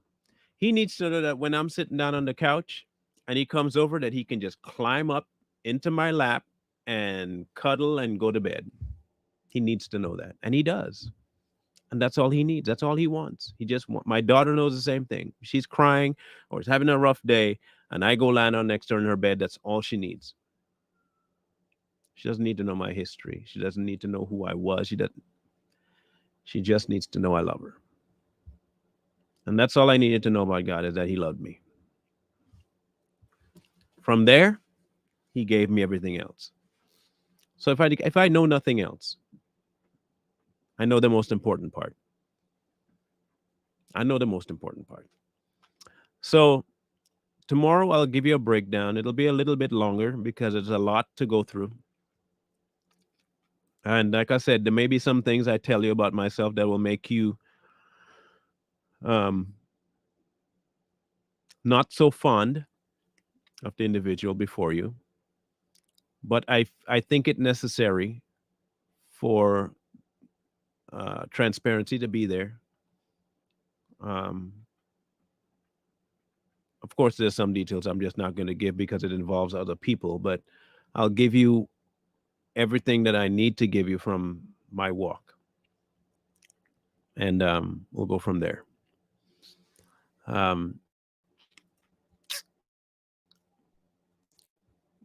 Do not forget to share that live coming up if you have not seen it yet. I don't know if it's made up yet, but we'll see. We'll see.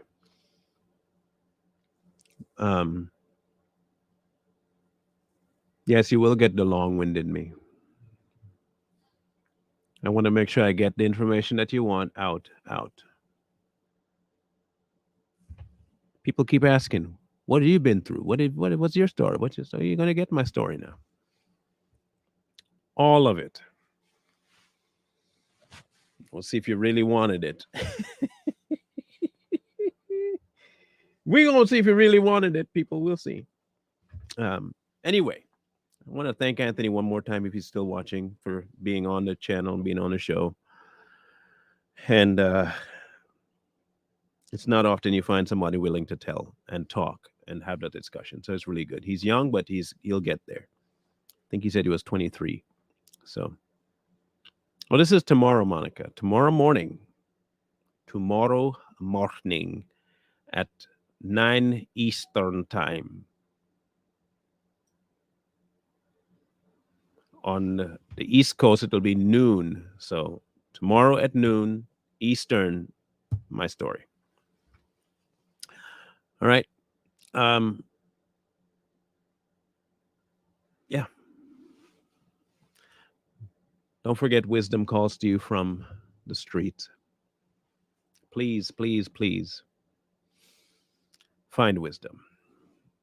Peace. Hold tight the dreams, for if dreams die.